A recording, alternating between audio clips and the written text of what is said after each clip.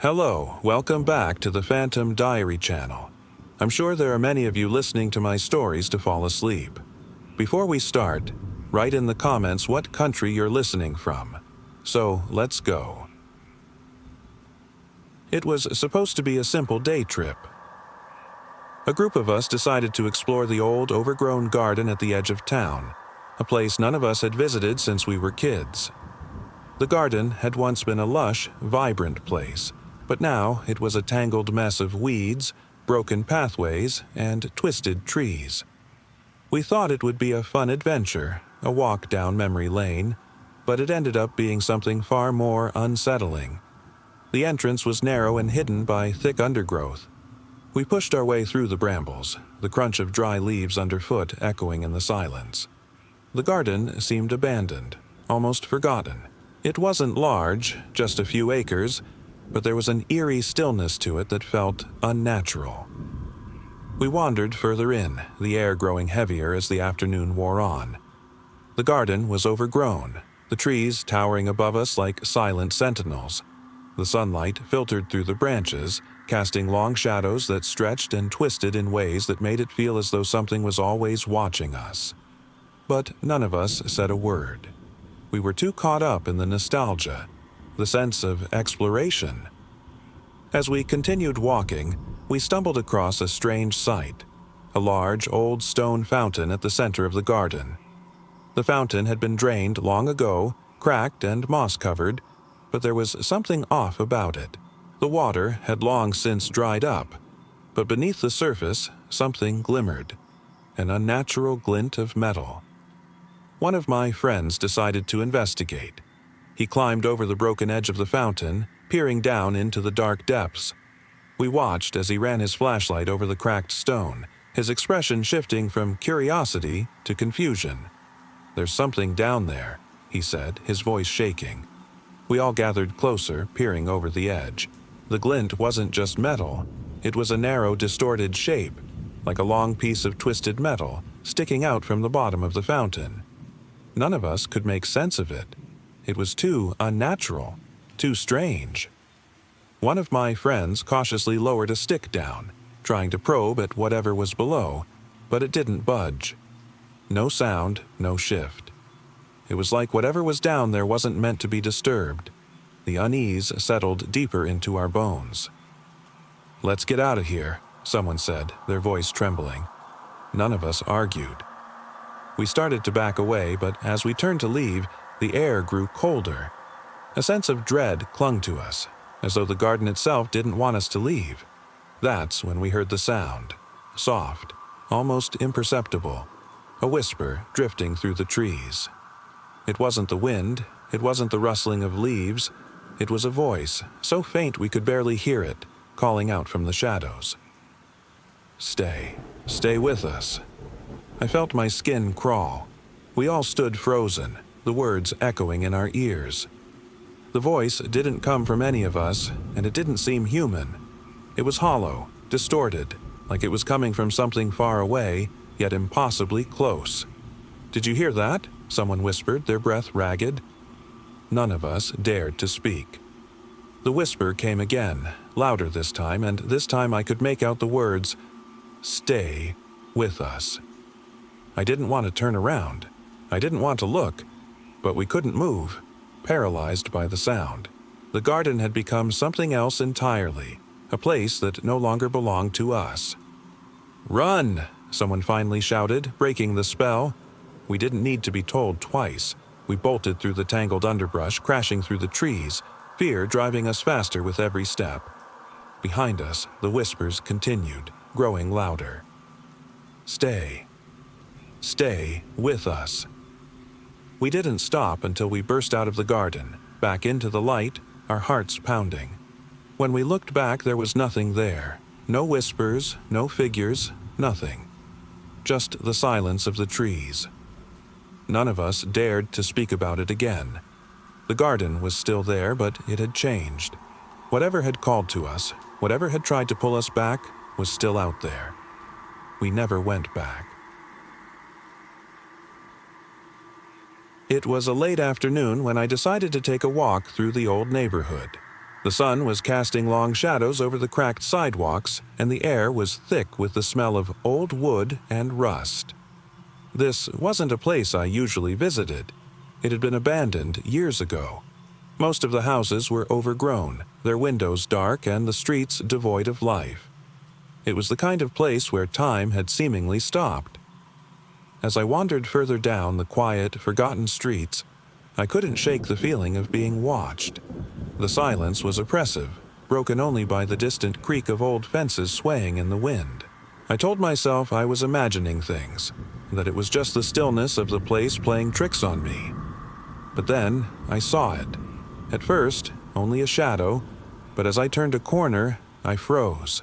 A figure was standing at the end of the street, barely visible against the fading light. It was tall, too tall, and its features were obscured by the deep shadows of dusk. I stood there, heart pounding, unsure of what to do. The figure didn't move. It just stood there, watching me. My first instinct was to turn and run, but something kept me rooted to the spot. I told myself it was just someone lost, wandering through the old neighborhood like I was. Maybe they didn't know where they were either. But the way they stared at me, so still, so unnerving, made my stomach twist in a way I couldn't ignore. I forced my legs to move, taking slow, cautious steps toward the figure. As I got closer, I realized that there was something off about them. They didn't seem human. There was an unnatural stillness to their posture, as if they were frozen in place. And their eyes, they weren't reflecting any light, just pure, empty voids. I tried to speak, but no words came out. My throat was dry, and my mind felt clouded with fear. I wanted to run, but my legs felt like lead. The figure tilted its head slightly as if studying me, and then took a step forward. Its movements were jerky, unnatural, like it didn't belong in this world. I stumbled back, my breath hitching. This wasn't human. It couldn't be. I turned and ran, sprinting as fast as I could, my heart hammering in my chest. I didn't dare look behind me. I just kept running, fueled by pure panic. The sounds of my footsteps echoed off the empty streets, but no other sounds followed. No wind, no birds, no distant cars, just silence. The kind of silence that feels alive, watching. When I finally stopped, I was out of breath, my chest heaving. I stood there trying to gather my wits, but the eerie quiet of the neighborhood felt thicker than before. I dared to glance back, but the figure was gone. There was no trace of them, just the empty street stretching before me. I didn't go back into that neighborhood. I never will. Whatever it was, whatever I saw, I know I wasn't supposed to. I still don't know how it started. I was on a family trip, just a quiet weekend getaway to an old, abandoned lighthouse by the sea. The kind of place that was supposed to be peaceful, isolated from everything, with nothing but the sound of waves crashing against the rocks below. It was just me, my parents, and my sister. The lighthouse towered over us, weathered by time and ocean spray, its white paint flaking off like skin peeling from old wounds. The first day, everything seemed normal. We explored the surrounding cliffs, took photos of the rocky coastline, and enjoyed the solitude. But as night fell, something shifted. We'd set up camp near the base of the lighthouse, far enough away from the cliffs to feel safe, but close enough that the ocean was always within earshot. It was late when I went to sleep, the air thick with the scent of salt and damp earth. I woke up around 3 a.m. to the sound of whispers. At first, I thought it was my parents or sister talking, but when I opened my eyes, I was alone. The tent was silent except for the crashing waves. Still, the voices continued, low murmurs, too faint to make out but unmistakably there, just outside the tent. I told myself it was the wind, or maybe I was dreaming. I lay there, frozen, trying to ignore it. But then the whispering stopped, and I heard footsteps, soft and deliberate, creeping around the outside of the tent. My heart pounded as I gripped the edge of the sleeping bag. I wanted to call out, but the words stuck in my throat. The footsteps circled the tent, slower now, as if they were inspecting it. The rustling of grass sounded too close, like someone was brushing against the fabric. I forced myself to stay still, waiting for the footsteps to fade. But they didn't. Instead, they grew louder, dragging closer until they were right beside me. I could hear the faintest sound of breathing, shallow and uneven, like someone struggling to stay quiet. Then, out of nowhere, a deep, hollow voice spoke. "Let me in." I couldn't scream.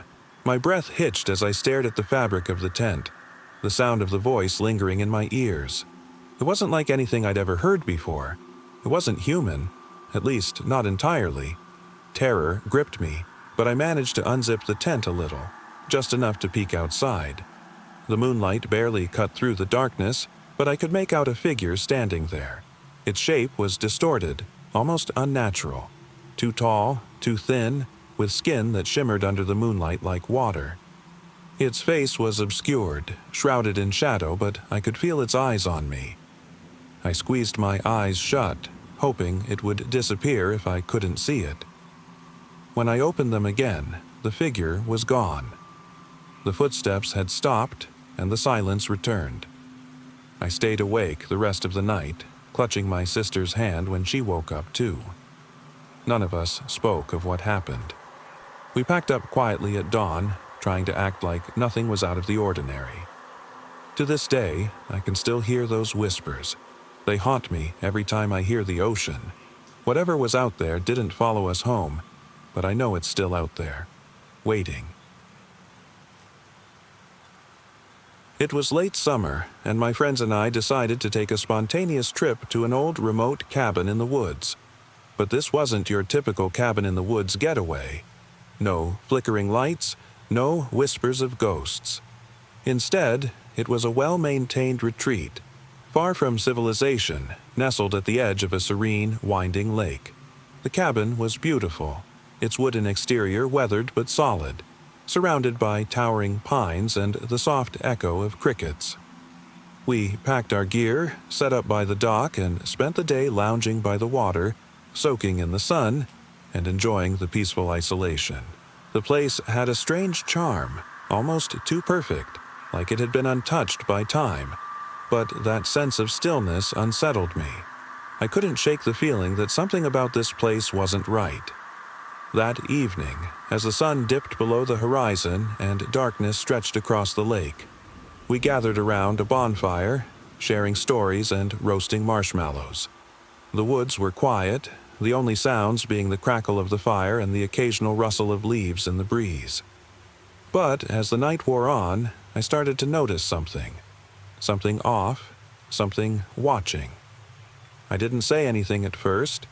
I thought maybe my mind was playing tricks on me. The others seemed relaxed, laughing and enjoying themselves. But I couldn't shake the feeling that there was someone, or something, lurking just beyond the trees.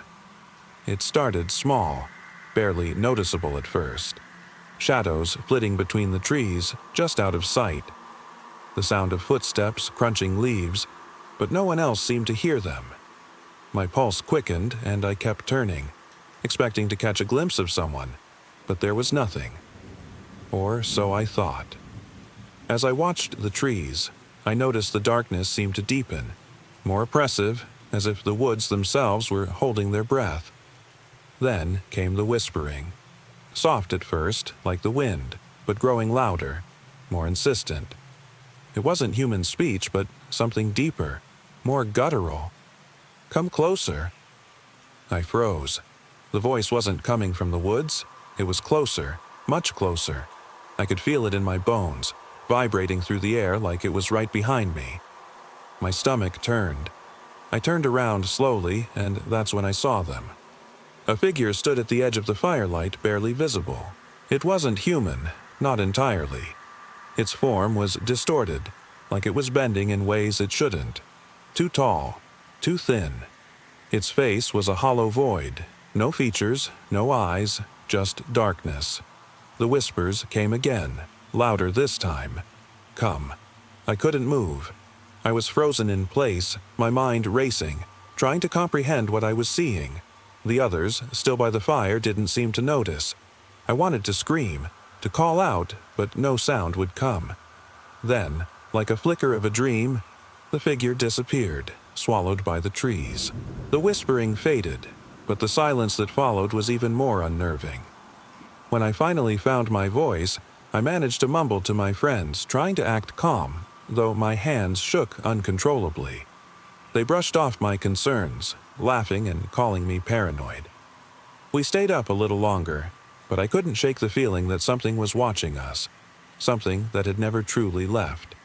That night, I lay awake, listening to every creak of the cabin, every snap of a twig outside. When morning came, the air felt different. The woods seemed quiet, peaceful even. But as we packed our things and left the cabin behind, I couldn't help but glance over my shoulder as if something, or someone, was still there, watching us from the shadows. It was the kind of day that felt too perfect to be real, the kind of day you only ever see in old photos or travel brochures. My friends and I decided to take a trip out to a secluded beach, tucked away from the usual tourist spots. We'd heard whispers of its beauty from a few locals, but no one really talked about what else might be there. We didn't care. We just wanted the peace and quiet. The drive there was uneventful, winding through winding, narrow roads that twisted through dense forests. The radio played softly, our conversations mellow, as we joked about what kind of adventures awaited us at the shore. It felt like we had the whole world to ourselves. We finally reached the beach in the late afternoon, the sun already low on the horizon. The sand stretched out in front of us, golden and untouched. The sound of the waves crashing on the shore was soothing. For the first time in a long time, we truly felt free. We spent the day swimming, building sandcastles, and exploring the tide pools. It was idyllic. But as the sun dipped further, casting long shadows across the sand, something started to feel off. The beach, once full of laughter and cheer, grew quiet. The air seemed to thicken, the usual comforting sounds of waves and birds fading into silence. It wasn't that we felt unwelcome, just uneasy, like something was watching. As the last light of the day faded, we gathered our things, feeling reluctant to leave the peaceful stretch of shore behind. I was about to suggest we head back when one of my friends, Laura, stopped dead in her tracks. "Wait, do you hear that?" she asked, her voice shaky. We all stopped and strained to listen. At first, it was just the sound of the ocean, but then I realized she wasn't talking about the waves. There was something else, a faint, rhythmic thudding, soft but insistent, like something hitting the ground just beyond the edge of the trees. "What is that?" I whispered, my stomach tightening. We couldn't see anything, just the dark silhouettes of trees looming beyond the beach. The sound grew louder, closer, and now I was sure I could hear another noise. Whispers. Low, unintelligible voices like they were murmuring right at the edge of hearing. "I think we should go," one of my other friends, Mike, said, his voice barely above a whisper. His face was pale, his eyes wide. "Maybe someone's camping out there," Laura suggested, but her words trembled as she spoke. The thudding noise stopped abruptly and the whispers fell silent. A sudden chill swept through the air. It felt like something had just moved, watching us from the darkness. "I think we should go now," I said, my voice firm.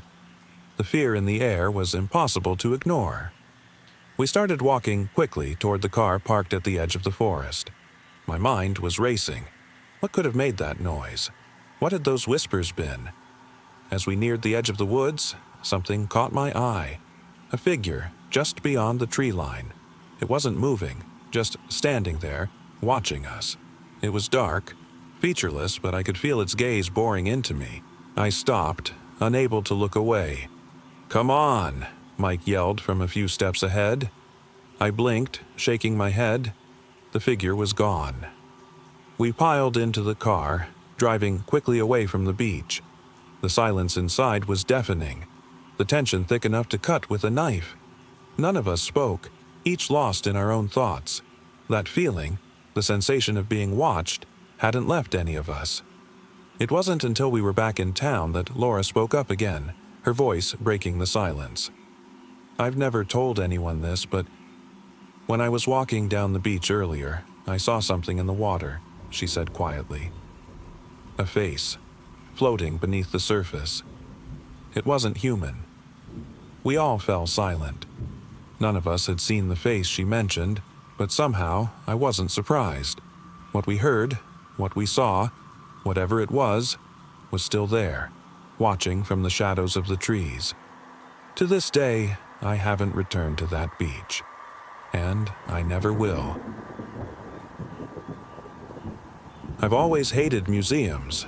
The dim lighting, the echoing footsteps on the polished floors, it always felt oppressive, like history was closing in on me. But on that particular evening, curiosity got the better of me. A friend of mine had convinced me to visit an old abandoned art museum on the outskirts of town. It was said to be haunted, though I didn't put much stock in ghost stories. A perfect way to escape the city, they'd said. I agreed, reluctantly. When we arrived, the place was everything I expected, a relic of another time. Dusty glass cases displayed faded paintings of figures long forgotten, their expressions forever locked in uncertainty. The air was thick with mildew and the faint smell of old paper. It wasn't just quiet, it was silent, as if the building itself held its breath. We wandered through the exhibits, the creak of our footsteps echoing off the empty halls. My friend, oblivious to the oppressive atmosphere, was too busy snapping photos and making jokes. I followed, my senses on high alert, wondering why we had decided to come here. It wasn't until we reached the main hall that the unease became overwhelming. The space was grand, with towering ceilings and a vast, empty display of once majestic sculptures. But now, everything felt hollow, lifeless. My skin crawled as I noticed the shadows in the corners of the room, darker than the rest of the shadows cast by the dim lighting. We stood there for a while, the stillness pressing in from all sides. My friend suddenly stopped, his phone flashlight illuminating a cracked statue of some ancient god. He turned to me, his expression more serious than I'd seen it before. "Did you hear that?" "What?" I asked, my voice barely above a whisper. "Footsteps. I swear," he said, his eyes darting toward the far end of the hall. I froze. My heart skipped a beat, and for the first time that night, fear replaced skepticism. The silence wasn't silence anymore. There was something moving in the shadows, something that didn't belong. We listened, and sure enough, the faint sound of footsteps echoed through the vast space. It wasn't ours. The steps were slower, deliberate, almost as if they were searching for something. My friend looked at me, wide-eyed. "We should go." I nodded, my body trembling. We turned back the way we came, every step now feeling heavier, every sound amplifying. The footsteps seemed closer, as if they were chasing us through the empty halls. Suddenly, my phone's flashlight flickered, then went out. I fumbled for it, my fingers shaking.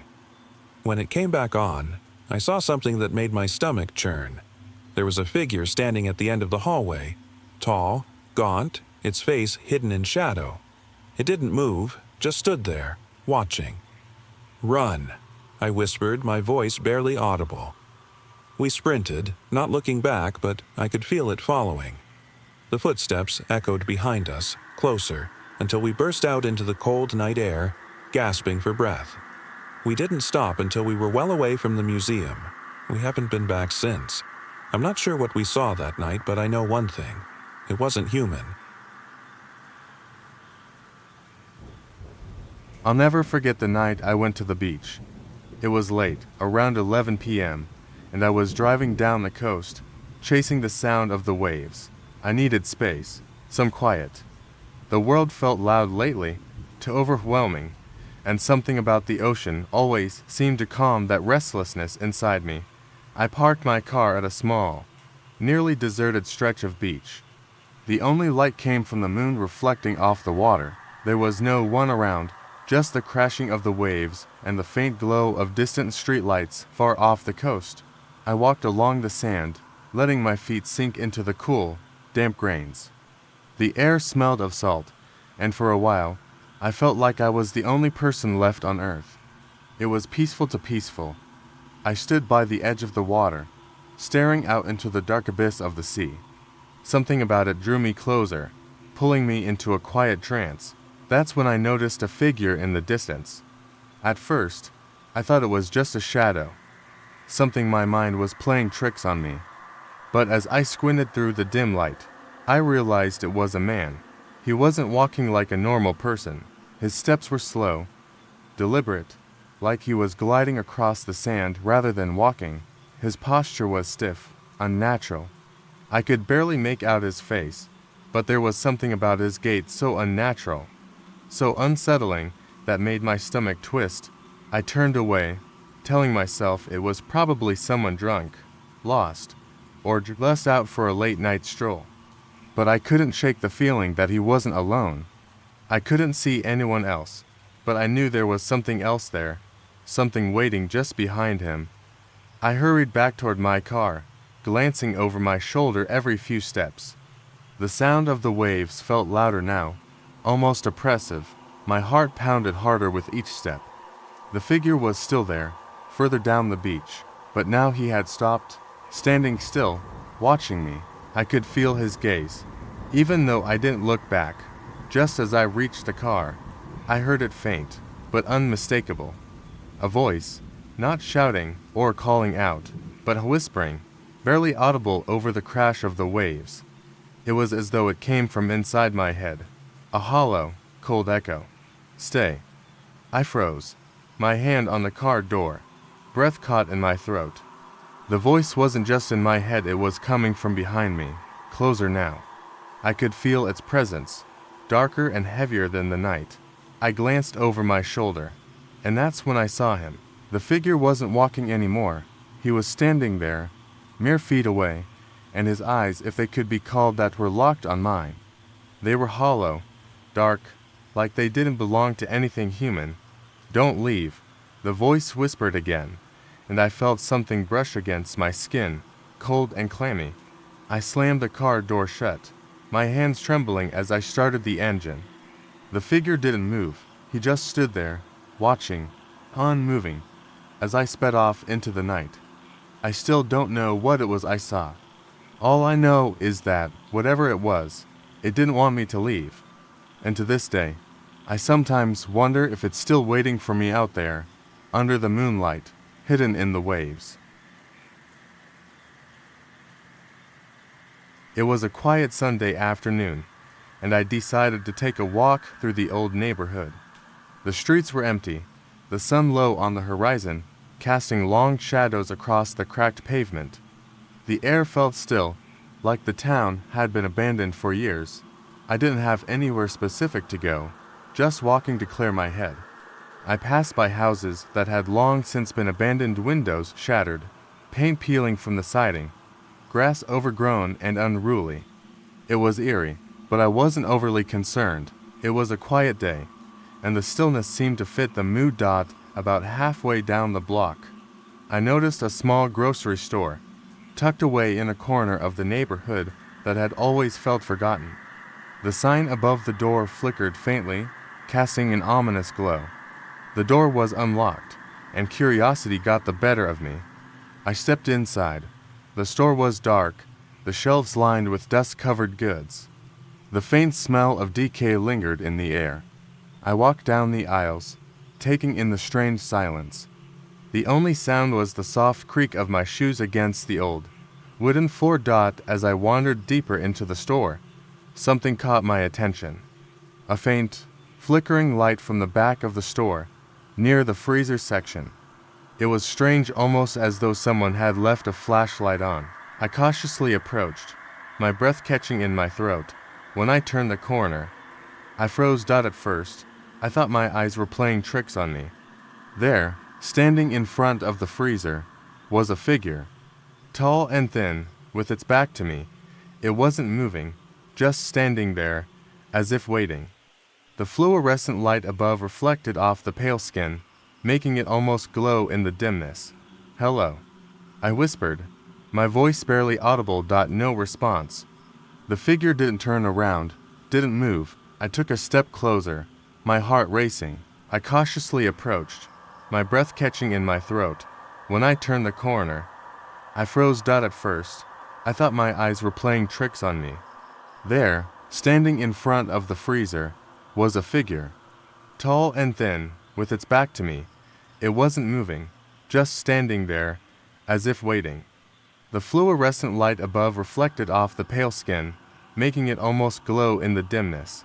"Hello," I whispered, my voice barely audible. No response. The figure didn't turn around, didn't move. I took a step closer, my heart racing. The sound of my own footsteps echoed through the empty streets as I fled the store, the figure still following, somewhere behind me. I didn't look back again, but I could feel its presence, closing in. The once quiet neighborhood now felt alive with something I couldn't explain, something dark and relentless. I never stopped running until I reached my front door, slamming it shut behind me. As I locked it, I stared out into the night, heart pounding in my chest. The streets were empty again. But deep down, I knew I hadn't escaped. Whatever had been following me, it was still out there, waiting. The old amusement park had been closed for years, but I decided to go with my friends that evening. It was a dare, a way to break the monotony of our lives. We sneaked in through a broken gate, and for a while, everything felt thrilling and forbidden. The rusted rides creaked in the wind, and the faint, sweet scent of candy still lingered in the air, a memory from a long-gone summer. As night deepened, the park felt more alive. The lights from the Ferris wheel flickered, as if trying to send a signal. We laughed nervously, daring each other to go further. We were all teenagers, invincible and foolish. The sunken bumper car arena had its roof caved in, but we walked through it anyway. I noticed a handprint on the window of one of the cars, smudged and dirty, and felt a shiver race down my spine. "Stop being so paranoid," Jenna said, brushing past me. Her flashlight beam swept across the dark space, revealing torn vinyl seats and long-forgotten stuffed animals. I was about to say something when I heard a faint giggle, too high-pitched to be anyone in our group. My head snapped toward the sound, and I saw nothing but the shadows. "Did anyone else hear that?" I whispered, my voice a bit too sharp. They laughed, a sound too loud in the silence. "Probably just the wind," Mark said, but there was doubt in his eyes. We pressed on, past the carousel, which was missing half its horses and now stood as a skeleton, creaking as if it were laughing at us. When we reached the fun house, the cracked mirror tiles reflected distorted versions of ourselves. We stepped inside, the air damp and thick with the smell of mold. It was colder in there, as if the night had crept in and wrapped its arms around us. "Why did you want to come in here?" Jenna whispered, her voice shaking, "To see if it's really haunted." I replied, half joking. I ran my fingers over one of the mirrors, feeling the smooth glass beneath my fingertips. A cold draft made me shiver, and as I turned around, I caught a glimpse of something behind me, a figure, pale and thin, with eyes like black holes. Before I could scream, it was gone. "Did you see that?" My voice cracked. "What?" Mark asked, eyes wide. "Never mind," I muttered, trying to shake off the fear. We were all laughing, but the laughter felt hollow now. We pushed deeper into the fun house, the laughter now tangled with the sound of footsteps that were not our own, echoing behind us. We tried to leave, but when we turned, the hallway twisted, like a giant snake blocking our path. We ran in the opposite direction, pushing through the maze, but no matter which way we went, the hallways seemed to stretch forever. The air was heavy, filled with the scent of rot and something metallic. Then, the giggle returned, closer this time.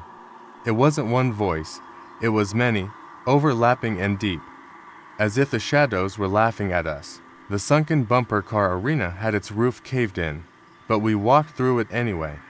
I noticed a handprint on the window of one of the cars, smudged and dirty, and felt a shiver race down my spine. "Stop being so paranoid," Jenna said, brushing past me.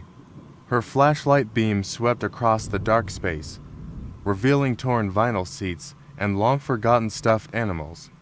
I was about to say something when I heard a faint giggle, too high-pitched to be anyone in our group. My head snapped toward the sound, and I saw nothing but the shadows. "Did anyone else hear that?" I whispered, my voice a bit too sharp. They laughed, a sound too loud in the silence. "Probably just the wind," Mark said, but there was doubt in his eyes. We pressed on, past the carousel, which was missing half its horses and now stood as a skeleton, creaking as if it were laughing at us. I was on my way to visit an old friend who lived on a small farm at the edge of town. The directions he gave were simple enough, and the scenery was beautiful, the hills rolling and dotted with wild flowers. But as the sky deepened to a dusky purple, a strange feeling crept up my spine. The road twisted and turned, narrow enough that my car brushed the bushes on either side. The trees grew thicker, their branches weaving together like a canopy, blocking out most of the light. I knew I was close, just a few more bends, when something caught my eye. A figure stood at the side of the road, half hidden in shadow. I slammed on the brakes, tires screeching, and my heart leapt into my throat. The figure didn't move. I squinted, trying to make sense of what I was seeing. It was a man, but his body was bent at an unnatural angle, as if he were being held up by invisible strings. His arms hung limp, fingers brushing against the dirt. His head turned slowly, jerking around as if on a swivel, and his eyes met mine through the glass. The look in them was not human, black and wet, with a depth that seemed to reach inside me and pull. I couldn't breathe, before I could scream or drive away. He raised one arm and pointed directly at my car. I didn't wait to see what happened next. I hit the gas, speeding around the curve and desperately trying to tell myself it was just a hallucination or some poor, lost soul. My phone buzzed in the cup holder, but I ignored it. I needed to get to safety, to the farm, to my friend.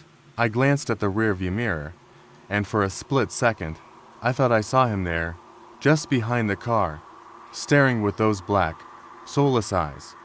I blinked, and he was gone. When I finally pulled into the gravel driveway of the farm, I slammed the car door and ran up to the porch.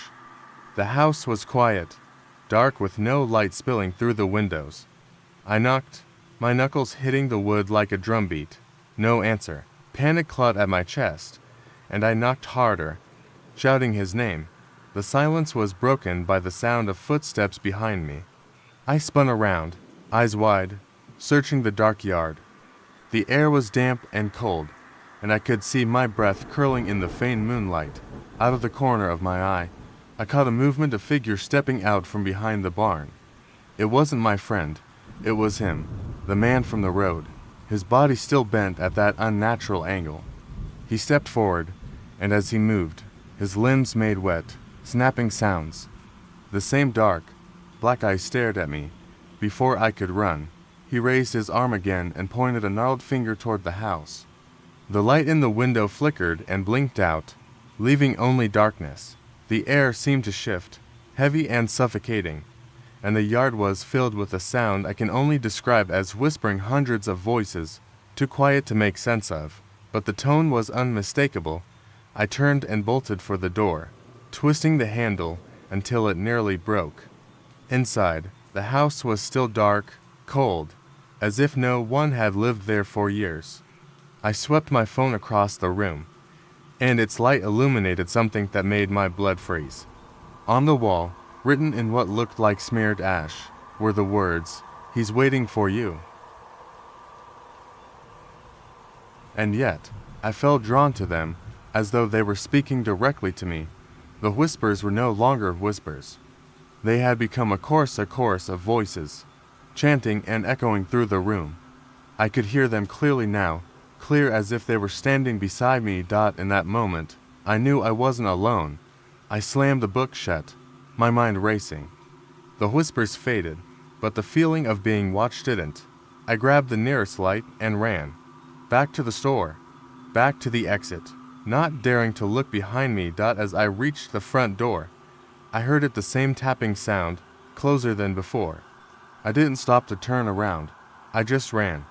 Faster than I ever thought possible, until I burst out into the night, gasping for air.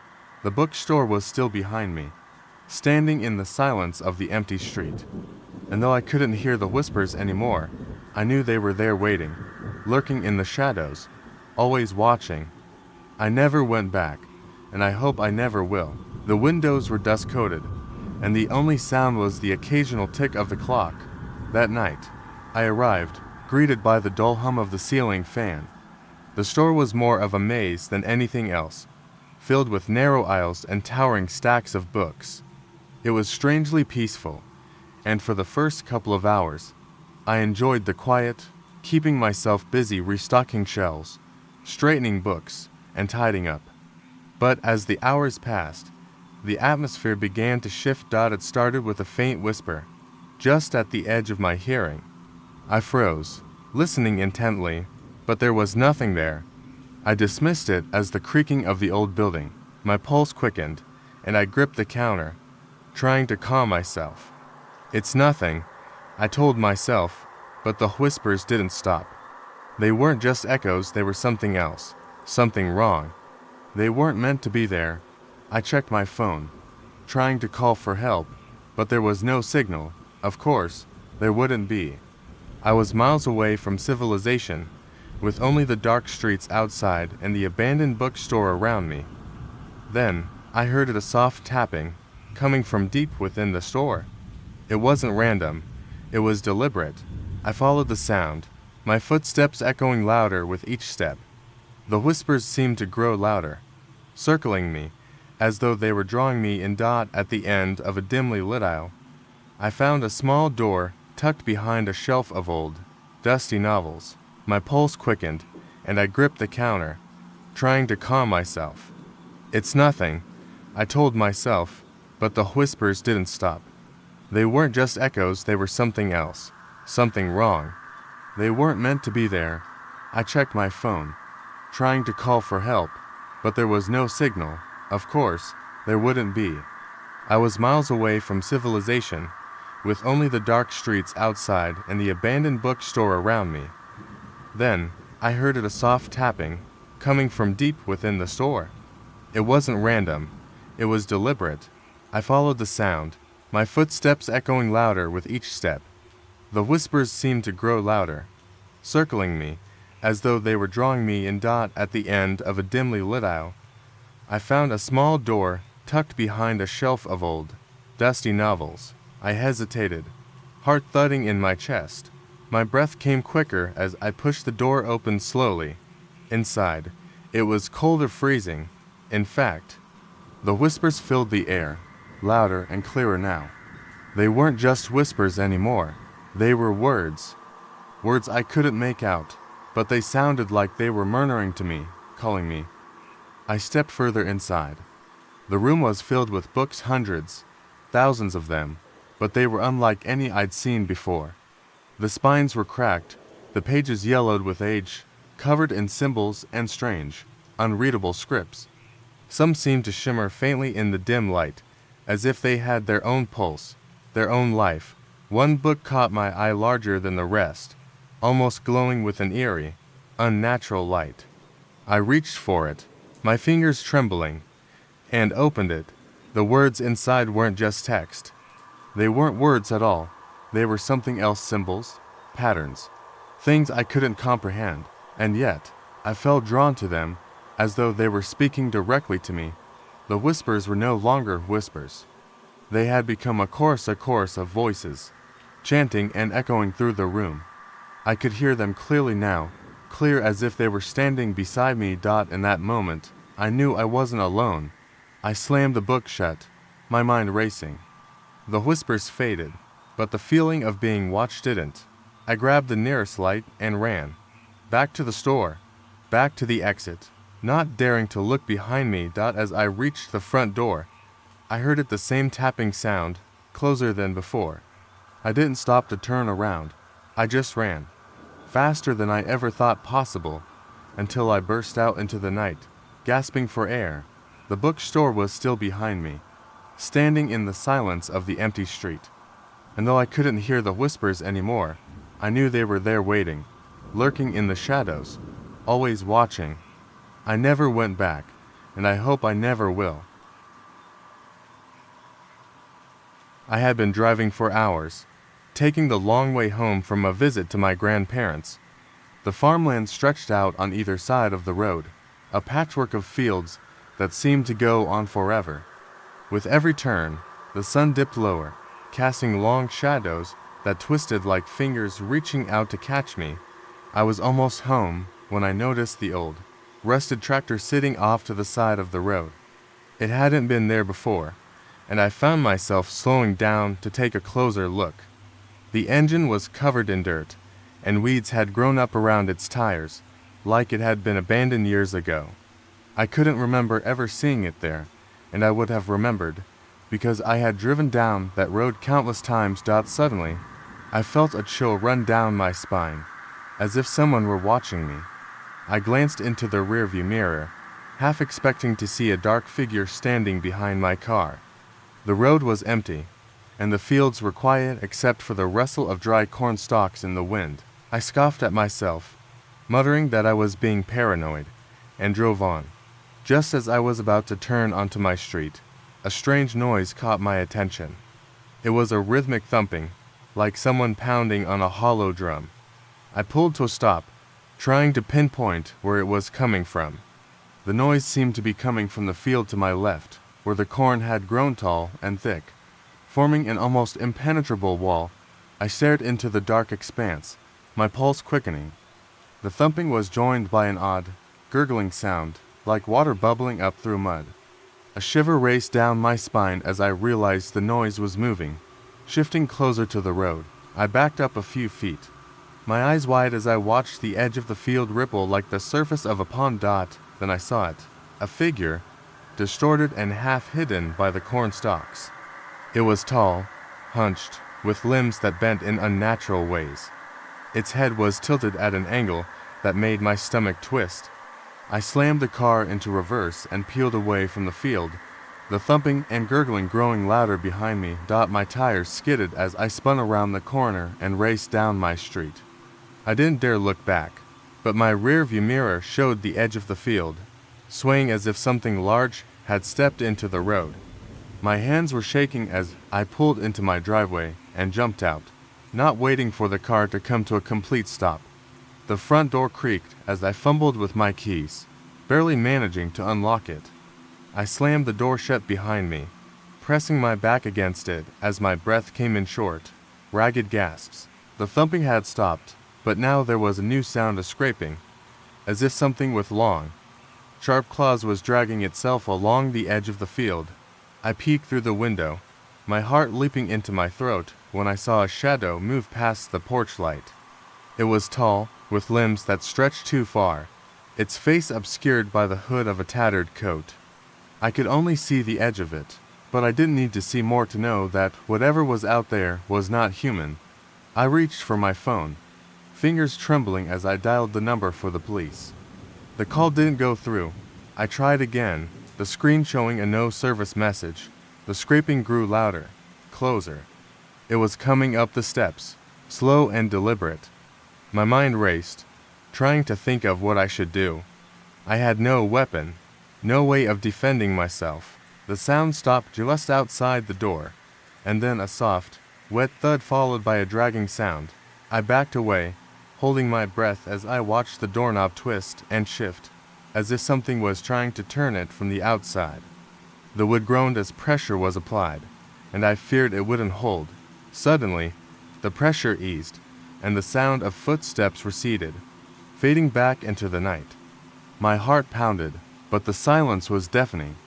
I waited, unable to move, until the first rays of dawn broke over the horizon, painting the field in a harsh, bright light. There was no sign of what I had seen. The next morning, I found the front steps littered with long, dark claw marks deep enough to splinter the wood. And when I looked out at the field, the cornstalks had been flattened, as if something heavy had moved through them. But most disturbing of all was the fresh, muddy handprint pressed against the window. The summer festival had been my favorite part of the year ever since I was a kid. It was a time of laughing crowds, bright lights, and sticky cotton candy. I had grown up in the town, and although I had moved away for a few years, I always made sure to return for the festival. This year, I was back with friends. We had just finished a round of rides when we decided to wander down to the edge of the festival grounds, where the old carnival games and food stalls ended, and the forest began. A wooden sign, painted in fading red letters, read, "Fortune's End. Step inside and see your future." The little shack was tucked between two tall oaks, with a lantern swinging above the door, casting eerie shadows that seemed to dance. "You going in, or what?" my friend Alex said, nudging me with an elbow. He was grinning, his dark hair tousled from the wind. "I don't know. It looks weird," I replied, hesitating. The others urged me on, laughing and shoving me toward the door. I pushed it open, the small bell above tinkling as I entered. Inside, it was dark, the air smelling of old wood and incense. A woman sat behind a beaded curtain, her back to me. She turned slowly, revealing deep-set eyes and a smile that didn't reach them. "Welcome," she said, voice soft and melodic. "You've come for the truth." I hesitated but nodded. The beads behind her parted, and she beckoned me forward. I sat at the table, and she laid her gnarled hands over a deck of cards. "Your future is a path already chosen," she whispered, drawing a card and placing it face down. "But you may not like what it holds." Her eyes locked onto mine. I felt a sudden chill run up my spine as she flipped the card. The image was of a lone figure, standing in the dark, face hidden beneath a black hood. "Darkness follows you," she said. "Be wary of the night." Before I could respond, a voice called out from behind me, double quotes, "Hey, are you done in there?" It was Alex, knocking on the door. I turned back to the woman, but the room was empty. The cards were gone, and the lamp had dimmed. "Yeah, let's go," I said, stepping out and shaking off the unsettling feeling. But the night had changed. It felt heavier, as if a storm was coming. The others were waiting near a hot dog stand. As I joined them, I noticed the crowd had thinned. The air was dense and silent except for the distant clinking of a carnival ride. We started walking back toward the main square, but something felt wrong.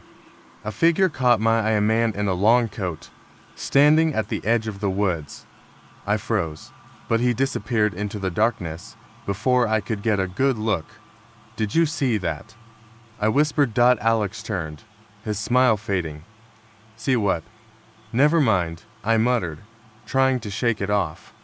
But I kept glancing back, expecting to see the man again, waiting just beyond the reach of the lights. We reached the square, but everything was different now.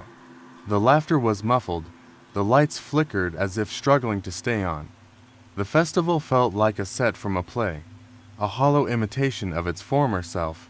That's when I heard a soft rustling, like the sound of 100 leaves being shuffled. My friend Alex said, nudging me with an elbow. He was grinning, his dark hair tousled from the wind. "I don't know. It looks weird," I replied, hesitating. The others urged me on, laughing and shoving me toward the door. I pushed it open, the small bell above tinkling as I entered. Inside, it was dark, the air smelling of old wood and incense. A woman sat behind a beaded curtain, her back to me. She turned slowly, revealing deep-set eyes and a smile that didn't reach them. "Welcome," she said, voice soft and melodic. "You've come for the truth." I hesitated but nodded. The beads behind her parted, and she beckoned me forward. I sat at the table, and she laid her gnarled hands over a deck of cards. "Your future is a path already chosen," she whispered, drawing a card and placing it face down. It was meant to be an ordinary day at the beach. I had been looking forward to it all week. The sun, the sound of the waves, the smell of salt in the air. I left the city early with a few friends, and we drove out to the coast. It was early enough that the beach was empty, just the way I liked it. We set up our towels, unpacked snacks, and played music while the waves rolled in and out. As the sun climbed higher, we swam and joked, letting the waves carry us like we were kids again. The water was colder than usual, but it felt refreshing against the sweltering heat. After an hour or so, I noticed something strange.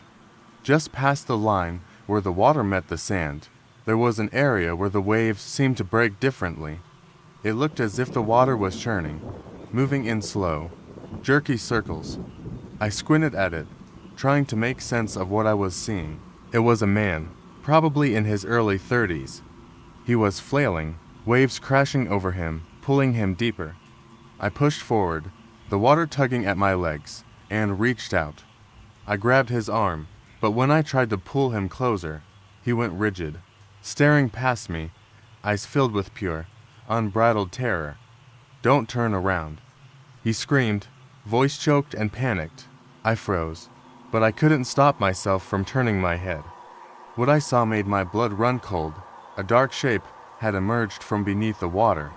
It moved as if it were made of liquid, its surface shifting and undulating like oil. To hollow, black eyes stared at me, and I could feel its gaze, icy and ancient. It was a man, probably in his early 30s. He was flailing, waves crashing over him, pulling him deeper. I pushed forward, the water tugging at my legs, and reached out. I grabbed his arm, but when I tried to pull him closer, he went rigid, staring past me, eyes filled with pure, unbridled terror. "Don't turn around," he screamed, voice choked and panicked. I froze, but I couldn't stop myself from turning my head. What I saw made my blood run cold. A dark shape had emerged from beneath the water. It moved as if it were made of liquid, its surface shifting and undulating like oil. To hollow, black eyes stared at me, and I could feel its gaze, icy and ancient.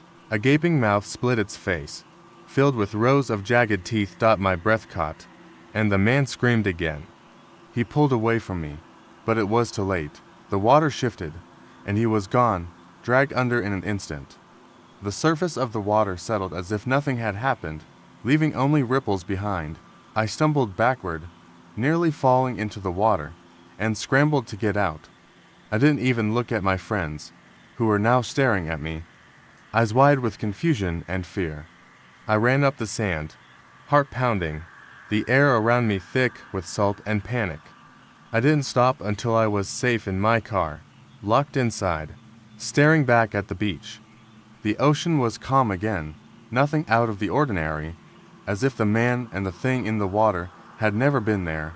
But I'll never forget the sound of his last scream or the black, hungry eyes that had looked at me from beneath the waves. They were still there, waiting, just below the surface. The sun had just set, painting the sky a deep, fiery orange when I arrived at my grandparents' old farmhouse. They had passed years ago, but I still visited their home to keep the place in good shape. My parents were out of town, and I thought it would be the perfect time to finish up some repairs and enjoy the peace and quiet of the country. The house was surrounded by fields of tall corn that creaked in the wind. The soft, rhythmic rustling made for a strange sort of comfort as I walked through the yard. But, as the night deepened, that comfort began to twist into something else, something cold. I was in the kitchen, trying to fix the sink when I heard the first sound, a soft, rhythmic thud, as if something were tapping against the side of the house. At first, I ignored it, thinking it was just the wind against the wood. But then the thudding grew louder and more insistent, moving around the perimeter of the house. My heart skipped a beat as I turned off the tap and listened intently. The noise came from the back of the house, near the barn. I grabbed the flashlight I'd left on the counter, trying to steady my shaking hands. The light cut through the darkness in a narrow beam, illuminating the yard in jagged strips of silver and black. I took a step outside, the air suddenly colder. The crickets had stopped singing, and the wind had died down to a whisper. It felt as if the world was holding its breath. I aimed the flashlight at the barn and froze. The door, which had always hung slightly ajar, was now wide open, creaking as it swayed gently in the breeze. And standing in the doorway was a figure. At first, I thought it was just my eyes playing tricks on me, but then the figure moved, a tall, thin silhouette with long arms and a head that was too large for its body. It shifted, like it was trying to get a better look at me. My pulse thundered in my ears, and I took a step back. The barn door creaked again, this time louder, as if something had stepped forward into the moonlight. I tried to call out, but my voice caught in my throat. It was then that I realized the figure was holding something. A long, curved blade that caught the light and reflected it in a way that made my skin prickle. It pointed the blade at me, then tilted its head, as if curious. The silence was deafening. I stumbled backward and nearly fell over a rock. My flashlight hit the ground and rolled, the beam sweeping over the cornfield that surrounded the property. The movement caught my attention. There were more of them, figures emerging from between the stalks. Tall, thin shapes, all with strange, twisted limbs and empty eyes that glowed a pale blue in the moonlight. My breath quickened. I scrambled to pick up the flashlight. The figure in the barn didn't move, but the others in the cornfield did, closing in around the house. I knew I had to run, but my legs felt like lead. I aimed the beam of the flashlight at the nearest one, and it flinched back, letting out a sound that was somewhere between a hiss and a low, wet growl. I bolted toward the front of the house, racing past the porch and slamming my hand against the door. It creaked open just as I stumbled inside, slamming it shut behind me. The old lock clicked into place, and I pressed my back against the wood, gasping for breath. The thudding returned, only now it was inside, pounding against the walls and floor like 100 feet shuffling over the old wood. I turned and grabbed a rusty old poker from the fireplace, my knuckles white as I gripped it. Then the whisper came, so soft I almost didn't hear it. A voice, as thin as the wind, whispering in the dark, "Not done. Not done." I spun around, the flashlight catching a glimpse of a pale face pressed against the window, eyes wide and glowing like the figures outside.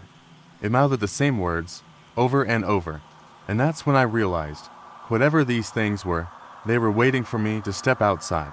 They wanted me to leave, to join them under the moonlight. The noise stopped as suddenly as it had begun, leaving only the cold silence of the night. The house seemed to breathe around me, its ancient wood creaking in time with my heartbeat. I dared a glance outside and saw nothing but the moonlit corn, swaying gently in the wind, but I knew they were still out there, lurking in the dark, waiting for the next moment I might open a door or step out of the safety of the house. And I knew I would never forget their eyes, those cold, empty eyes that glowed in the dark. It was supposed to be a simple day trip. My friends and I had decided to spend the afternoon exploring the cliffs overlooking the lake, a spot known for its breathtaking views and an old, rusted watchtower that people claimed had been abandoned for decades. None of us were prepared for what we'd find that day. The sun was warm, casting long golden light across the grass and trees. We parked at the edge of the hiking path and made our way toward the cliffs. The path was narrow and winding, with patches of moss that clung to the rocks like velvet. I shivered, and before I could say anything, Gabe let out a loud gasp. I turned to see him staring out into the distance, eyes wide with terror. "Do you see that?" he whispered, pointing at the water. My gaze followed, and I saw it, a figure, standing in the middle of the lake. It was too far to make out details, but it looked human, its arms outstretched as if reaching for something. A thin mist was rising around it, curling in slow, ghostly waves. "What the hell?" I muttered. One of my friends, Mia, stepped beside me, peering over the edge of the tower. "It's probably just a log or something," she said, but her voice was strained, her eyes locked on the figure that wasn't moving. A moment later, the figure turned its head, and we all recoiled as if struck. It was weather-beaten, its once proud frame now leaning precariously. The wood was splintered and gray, with vines curling around the base as if trying to hold it together. I hesitated at the base, a sudden chill running down my spine. The air felt heavier here, almost as if it were pressing in on me. "Are you coming or not?" Gabe called, already climbing up the rickety stairs. I followed him, my hands brushing against the rough wood as I took each step. The tower creaked under our weight, the sound echoing like a warning.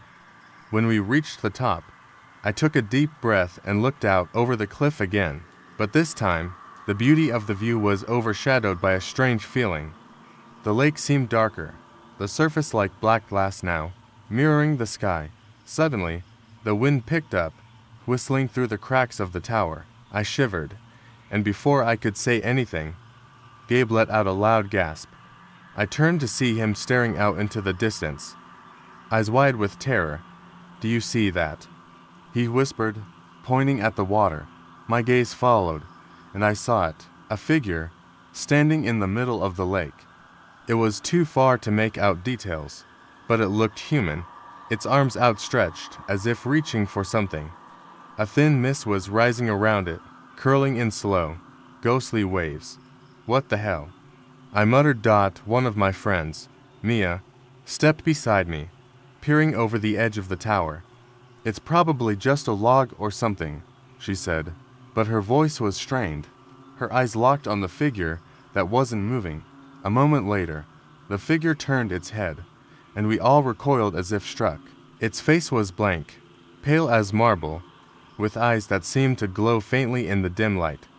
Then it moved, slowly, gliding across the surface of the water as if it were floating on air. "Run," Gabe said, his voice breaking. We bolted, scrambling down the stairs as fast as we could. The creaking and groaning of the wood seemed to echo the thumping of our hearts, louder with every step we took. When we reached the bottom, we didn't stop running. It was weather-beaten, its once proud frame now leaning precariously. The wood was splintered and gray, with vines curling around the base as if trying to hold it together. I hesitated at the base, a sudden chill running down my spine. The air felt heavier here, almost as if it were pressing in on me. "Are you coming or not?" Gabe called, already climbing up the rickety stairs. I followed him, my hands brushing against the rough wood as I took each step. The tower creaked under our weight, the sound echoing like a warning.